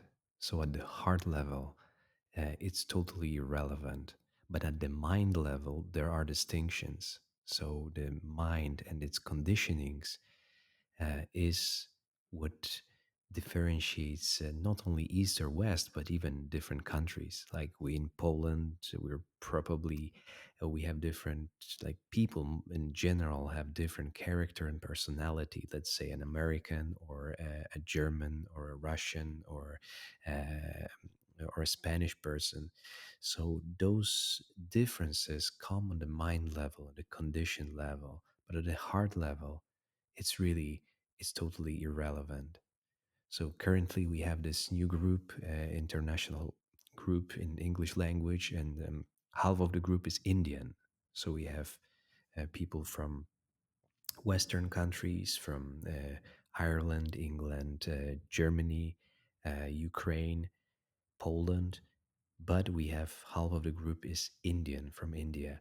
And for me, honestly, this is the amazing project because now we have, even in this group, we have one Buddhist nun and we have one monastic aspirant who's already shaved and wearing white cloths. So having this diverse group and showing that everyone is practicing the same, even though we may use different language. So I may, when I'm speaking with the nun, of course, I'm a lay person, so I'm offering my deepest heartfelt respect to her monastic form, but still her practice is the same as is for us. So we all can align and we can learn from those diversities and bring those differences, and learn from those differences and bring that insight into our lives. So for me, you know, whether there are differences between East and West, of course they are. But are there any differences in our hearts? No, certainly not. And how about the transition of going from a practitioner to a teacher, where you were more engaged in your own practice, you had teachers of your own, and you're now in a position of speaking to a wide range of total novices who don't know anything about Buddhism, to people that are all along the path in their own way with their own traditions and practices, and being able to bring these teachings to such a diverse set of characters and backgrounds. What has that been like? Mm. My first teacher in Thailand, he sent me to Europe after my second Wasa, my second rain retreat. And that was the first time that I was in this situation of having a group of practitioners and sharing the Dhamma, sharing the practice. And at that time, I just felt it's good, it's great, but it really humbled me and showed me yes, I can do retreats, they're quite good, people are happy and satisfied, but I felt I have to deepen my practice to be able to do it really with my heart. I have to really deepen my practice. So during those years, especially after my fifth wasa, 5 years as a monk, I had plenty of opportunities to sharing the Dhamma and also to training new monks, and that was just something normal for me to have the balance between the retreats and solitary practice. But whenever I could see someone who's really humble and receptive and willing to learn, I would be often approached by people and asking, "Oh, how do you practice? How do you do?" Especially when you abide in the practice, abide in mindful living, then people would just come and say, "Oh, you're slowing down your actions. How are you doing? How does it work? How to do it?" And then many questions would arise. So just from this peaceful living, people would just approach me still as a monk, and it hasn't really changed much in this manner. So for the last 7 years, I was in different situations of sharing the Dhamma, but still remembering that we are always a student. That the teacher actually is only the Buddha is the best teacher is the teacher who has the whole clarity of Dhamma. So whatever I learned, I appreciate that, and I deeply, deeply appreciate whatever I was able to develop and whatever understanding that arose from that. I'm very appreciative from that, but I kind of see myself both as a student and maybe sometimes as a teacher or as a person who is able to share certain degree of experience or practice, and that is helping me to still keep balance, because that humility is very important in our Dhamma practice.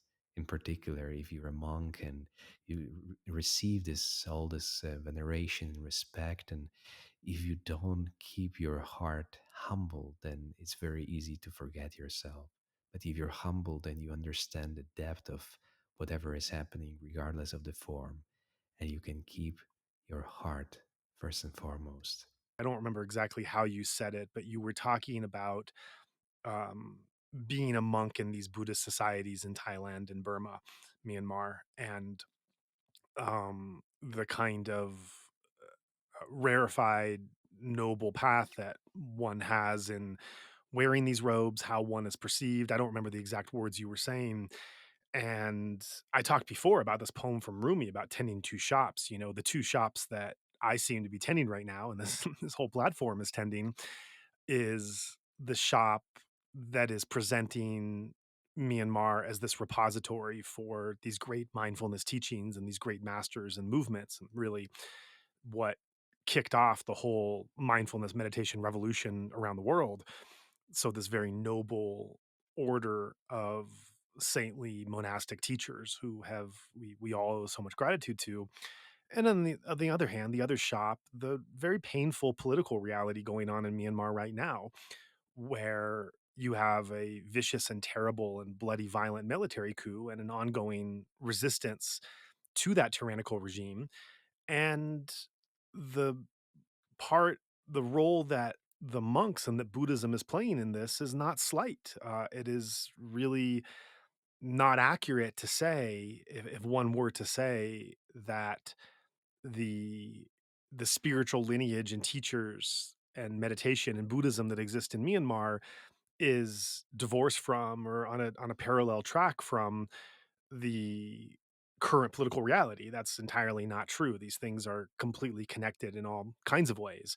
if we're separating them, that's a conscious decision that we're doing that is artificial to Burmese society. And so I would feel remiss having this conversation where we're not acknowledging and contemplating and reflecting upon this current reality and where it intersects with the conversation we've been having up to this point. I'm thinking of what you said about the role of the monk because it reminds me of a conversation I had about a month ago, not a podcast conversation, but just a call off the record with one of my very good friends in Myanmar who is Chin ethnicity. She's Christian, like most Chin ethnics in Myanmar are. We've known each other for over a decade. We have very open conversations about a range of topics. And at one point, when I was saying something about Burmese Buddhism, I don't remember what I was saying, but we were talking about the term Burmese Buddhism, and I was referencing how this term to me was reflecting this store of teachers and teachings and practices that had meant so much to many practitioners, many Western, largely foreign practitioners coming to learn from them and take those practices back. And she said she recoils when she hears the term Burmese Buddhism.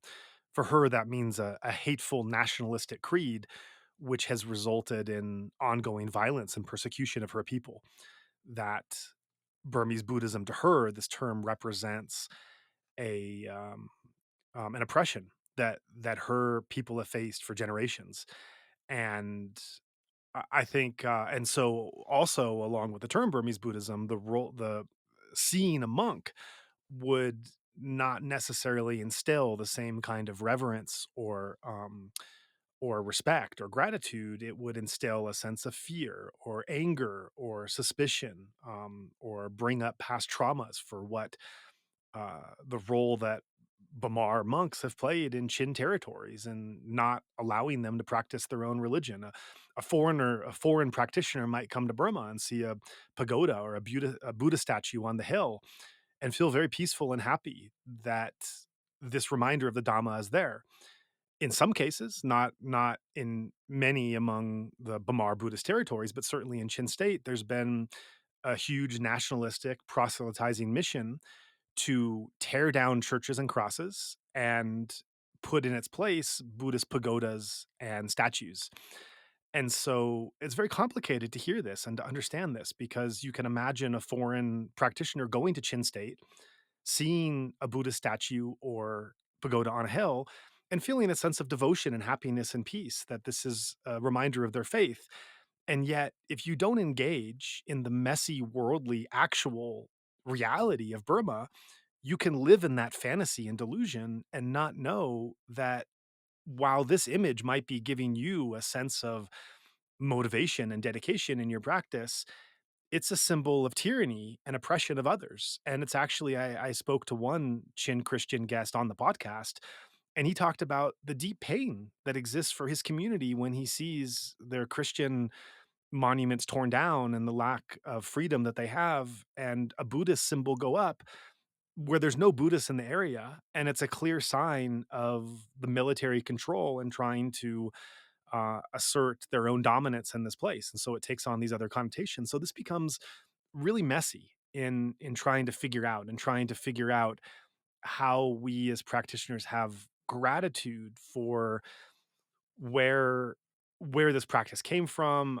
the role of the monk in these contemporary societies, going back to the monastic code that the Buddha devised so many centuries and millenniums ago that are to be followed, while also realizing that there is this other element that it was it, the Rohingya crisis and genocide and the Islamophobia that swept Myanmar.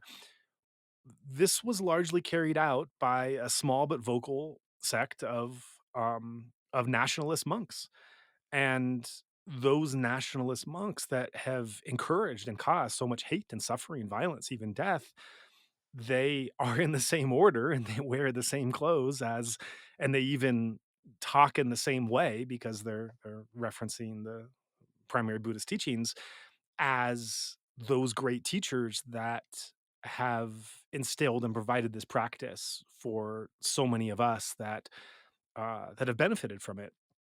And so this can be confusing to try to understand, where and how this all fits together.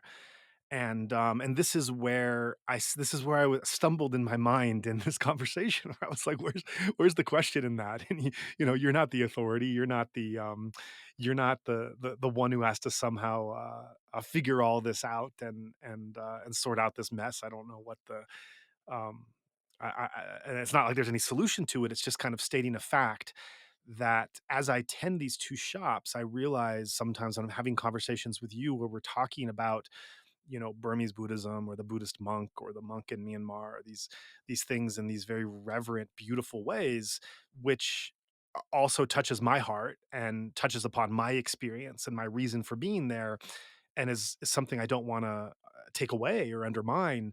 Yet I also feel we can't do that without talking about these other things that are there and that exist. And to hear one of my closest friends tell me that she recoils at the phrase Burmese Buddhism because of what it means as a system of oppression and tyranny for her, whereas for me, that term meant like an expression of liberation and possibility, and openness. And so, these things are meaning different things to different people, and I don't want to give just one shade of one side or the other. I think that somehow these fit together. This is the complicated, uncomfortable, messy part of reality.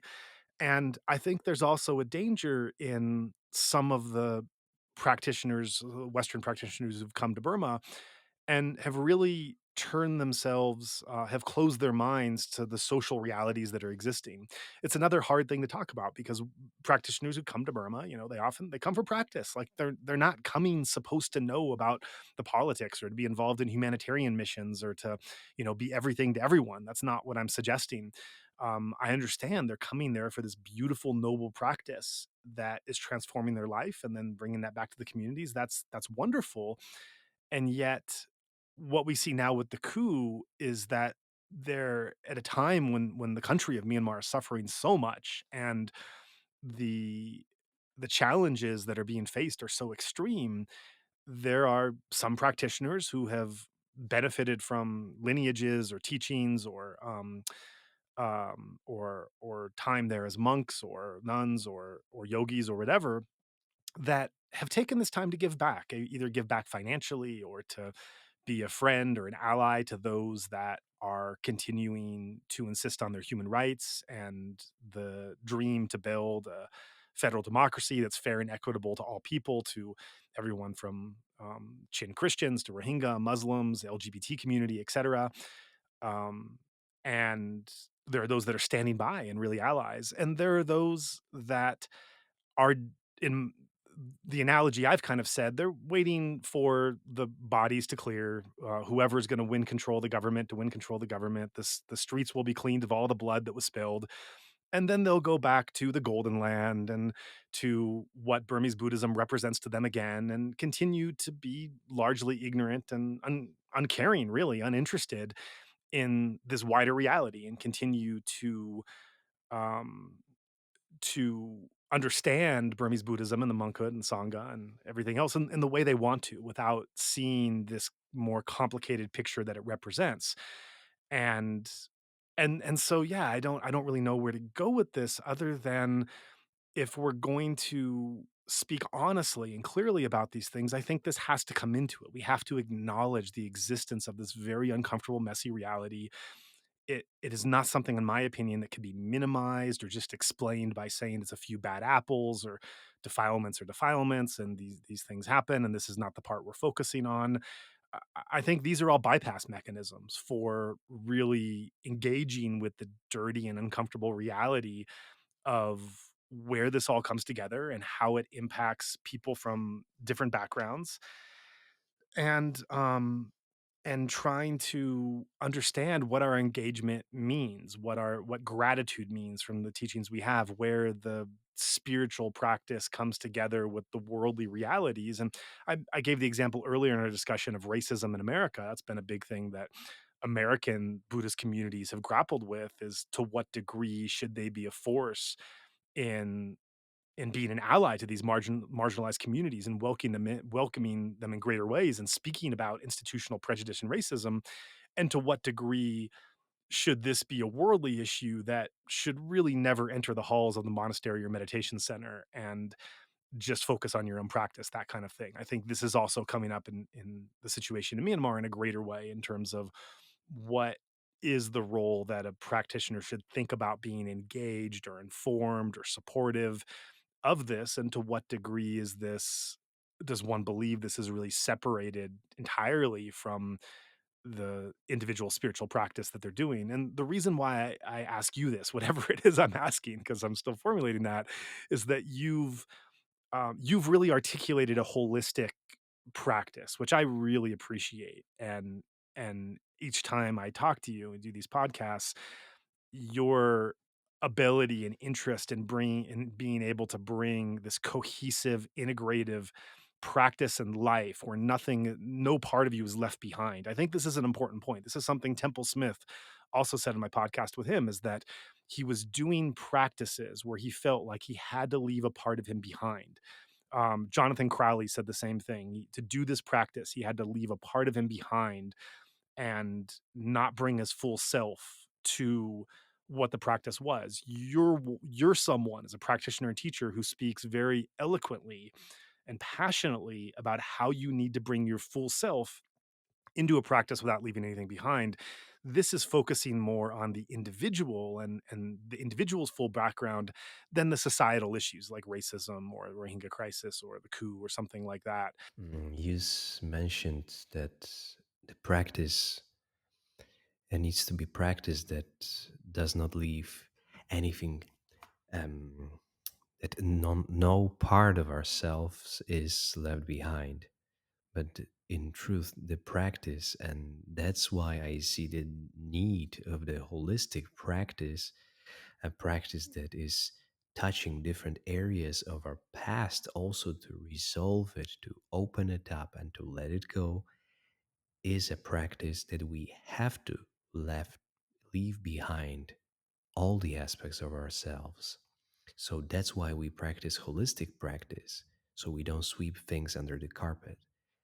um, Honestly, I may not be the best person to speak about the situation in Myanmar or how to practice with that, because in my monastic life, I was a monk born in Thailand. So I was ordained in Thailand, trained in Thailand, and Myanmar for me was actually this retreat place. So I would spend between 3 to 4 years in Myanmar, but it's all within 4 or 5 monasteries. I know nothing outside of those 4 or 5 monasteries.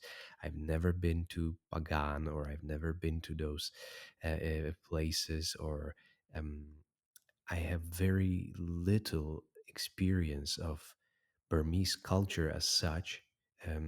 Just this contact with practitioners, Burmese monks, Burmese lay people, and Burmese supporters.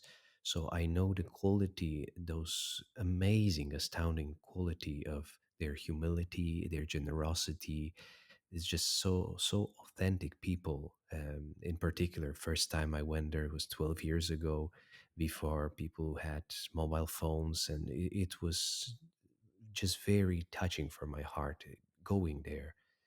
So the only thing I can say is it's not easy to for me that what is happening right now in Myanmar is happening in Myanmar. Then I just feel from all the places in the world is just so unjust that those kind and humble and generous and such authentic and sweet people, that they have to deal with so much injustice, so much pain, so much fear, and it's not something that I can comprehend with my mind.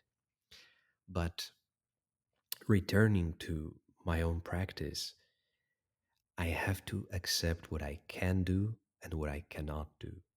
So I feel there are different practitioners, and some of them, let's say they're politics, so they can practice the Dhamma and they can be more involved in the political side.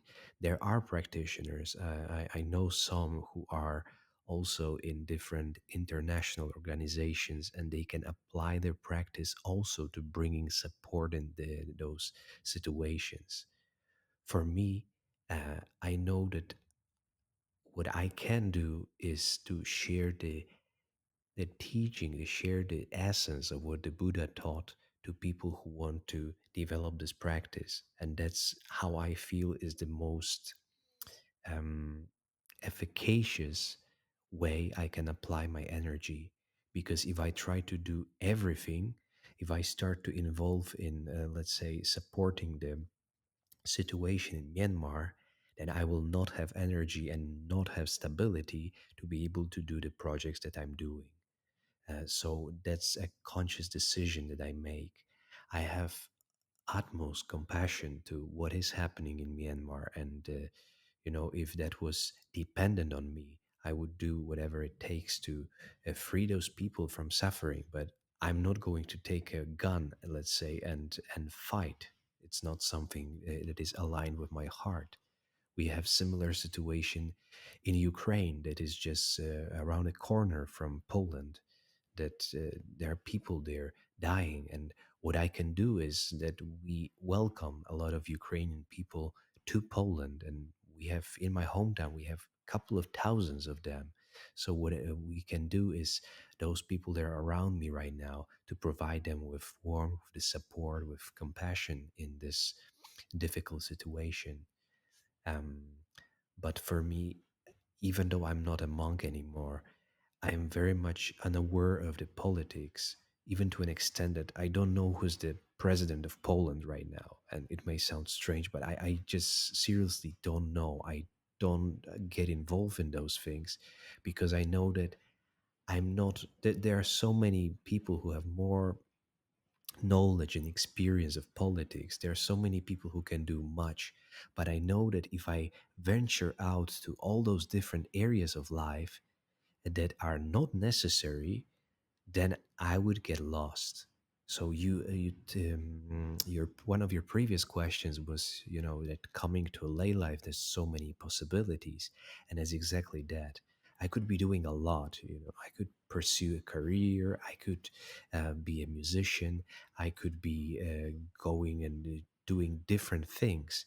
But the more things, the more involvement in this world, the less concentrated the mind is, the less concentrated and focused the mind is. So what I do is I still live a healthy life where I not only practice, I not only have my seclusion, but I have plenty of friends, plenty of, I have a big community that I connect with, but I stay true to my intentions. So, what I learned in the monastic life to trim those intentions that are not relevant for my heart and for my practice, I learned how to not get involved in things that I have no control over. But it still means that my heart is very much with Myanmar. It was very difficult at first when because I left Myanmar just at the beginning of COVID, and soon after we started to receive unofficial footages from people being killed on the same streets that I would walk as a monk, that I would walk alms round, and it was really like the neighborhood. And I know those people who probably died, and I know they were good-hearted people who had nothing to do with anything related to politics, anything related to all those issues. They were just good-hearted people that wanted to live peacefully. So that was at first very difficult, but ultimately, the world is not a good place. And that's the foundation of why we practice. We don't practice just because, we want to get peaceful, but the first noble truth, the truth of suffering, is the foundation of Buddha's teaching. So no one said that this world and this place is great. No, it's not. That's why when I started the practice, I put this intention, I don't want to go back here.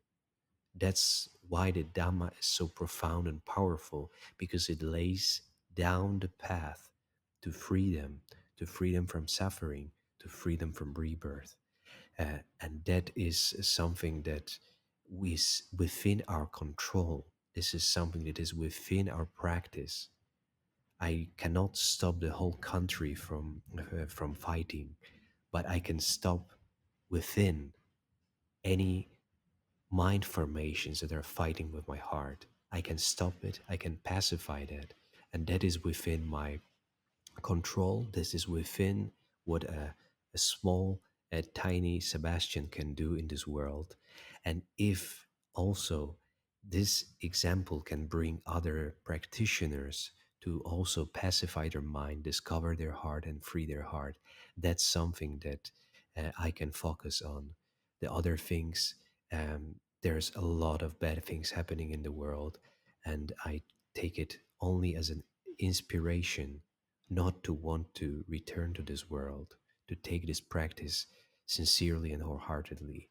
But on the side note, I do keep in touch with the Sangha, with those monastics that I know for many years.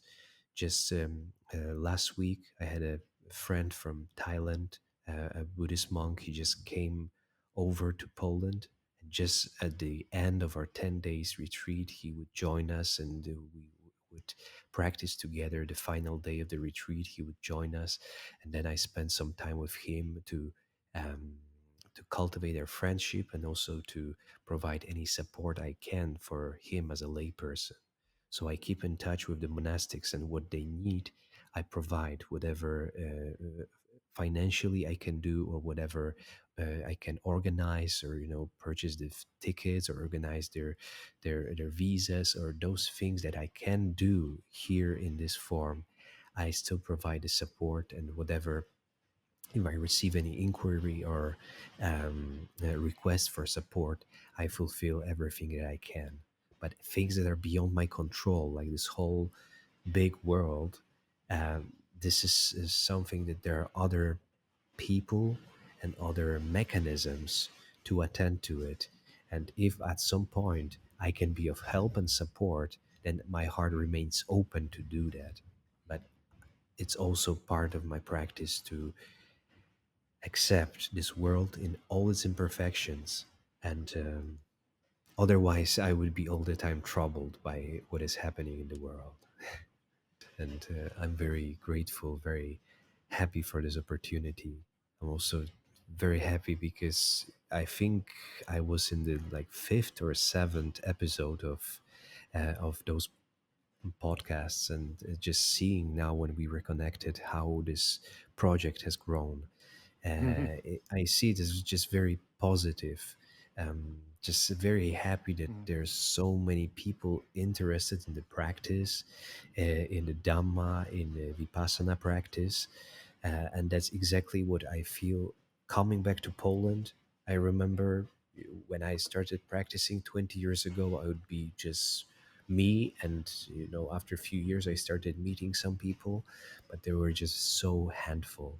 And right now, the practice, just so many people who are looking for the Dhamma, looking for the practice, looking for the right conditions.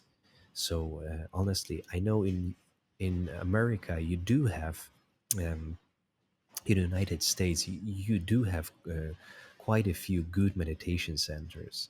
In Europe, we don't have so many, and it is really my sincere intention to bring people together, to bring the people who are searching for the Dhamma, searching for the practice, to build those communities, just like we have now the Polish community. We had over 350 people who went through different retreats and different trainings, and that's already a small community that is being grounded in this Dhamma. And now we have the international group and an international project also. So that's just bringing joy to my heart, just what I'm doing and what you are doing with your podcasts, and other teachers are doing.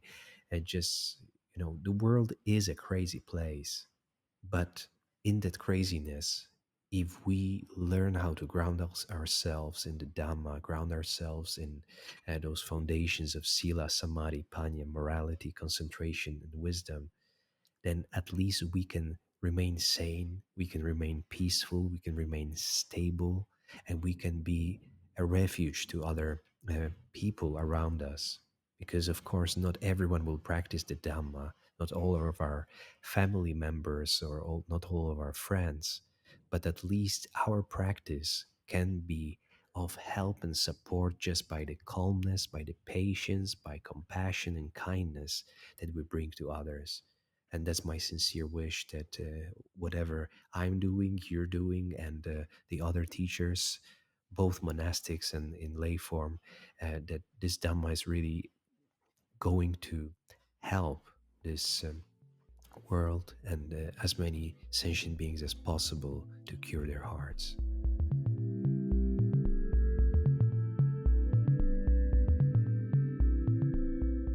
We've come to the end of this discussion, and we thank you for spending the last couple of hours with us. I also want to let you know that we have recorded a lot more discussions that touch on similar themes to the one that was explored today. This is because over the years, we've curated a rich archive now numbering in the hundreds of episodes freely available to all. Among these are in-depth conversations with guests who explore Buddhist teachings and meditation practices, shedding light on the profound spiritual traditions that are deeply woven into Myanmar's culture. These discussions offer insights into mindfulness, compassion, and spiritual development, timeless principles that resonate far beyond the borders of the Golden Land. However, producing and preserving this archive requires significant time and resources on our end, and we rely on listeners like you to help sustain it. If you found inspiration or guidance in today's episode, or from any of the wealth of teachings and meditative reflections maintained in our archive, we invite you to support our work. Your generosity helps us to continue to produce and share these conversations while ensuring that this invaluable resource remains freely available to all who seek it. Visit insightmyanmar.org/donation to make a contribution.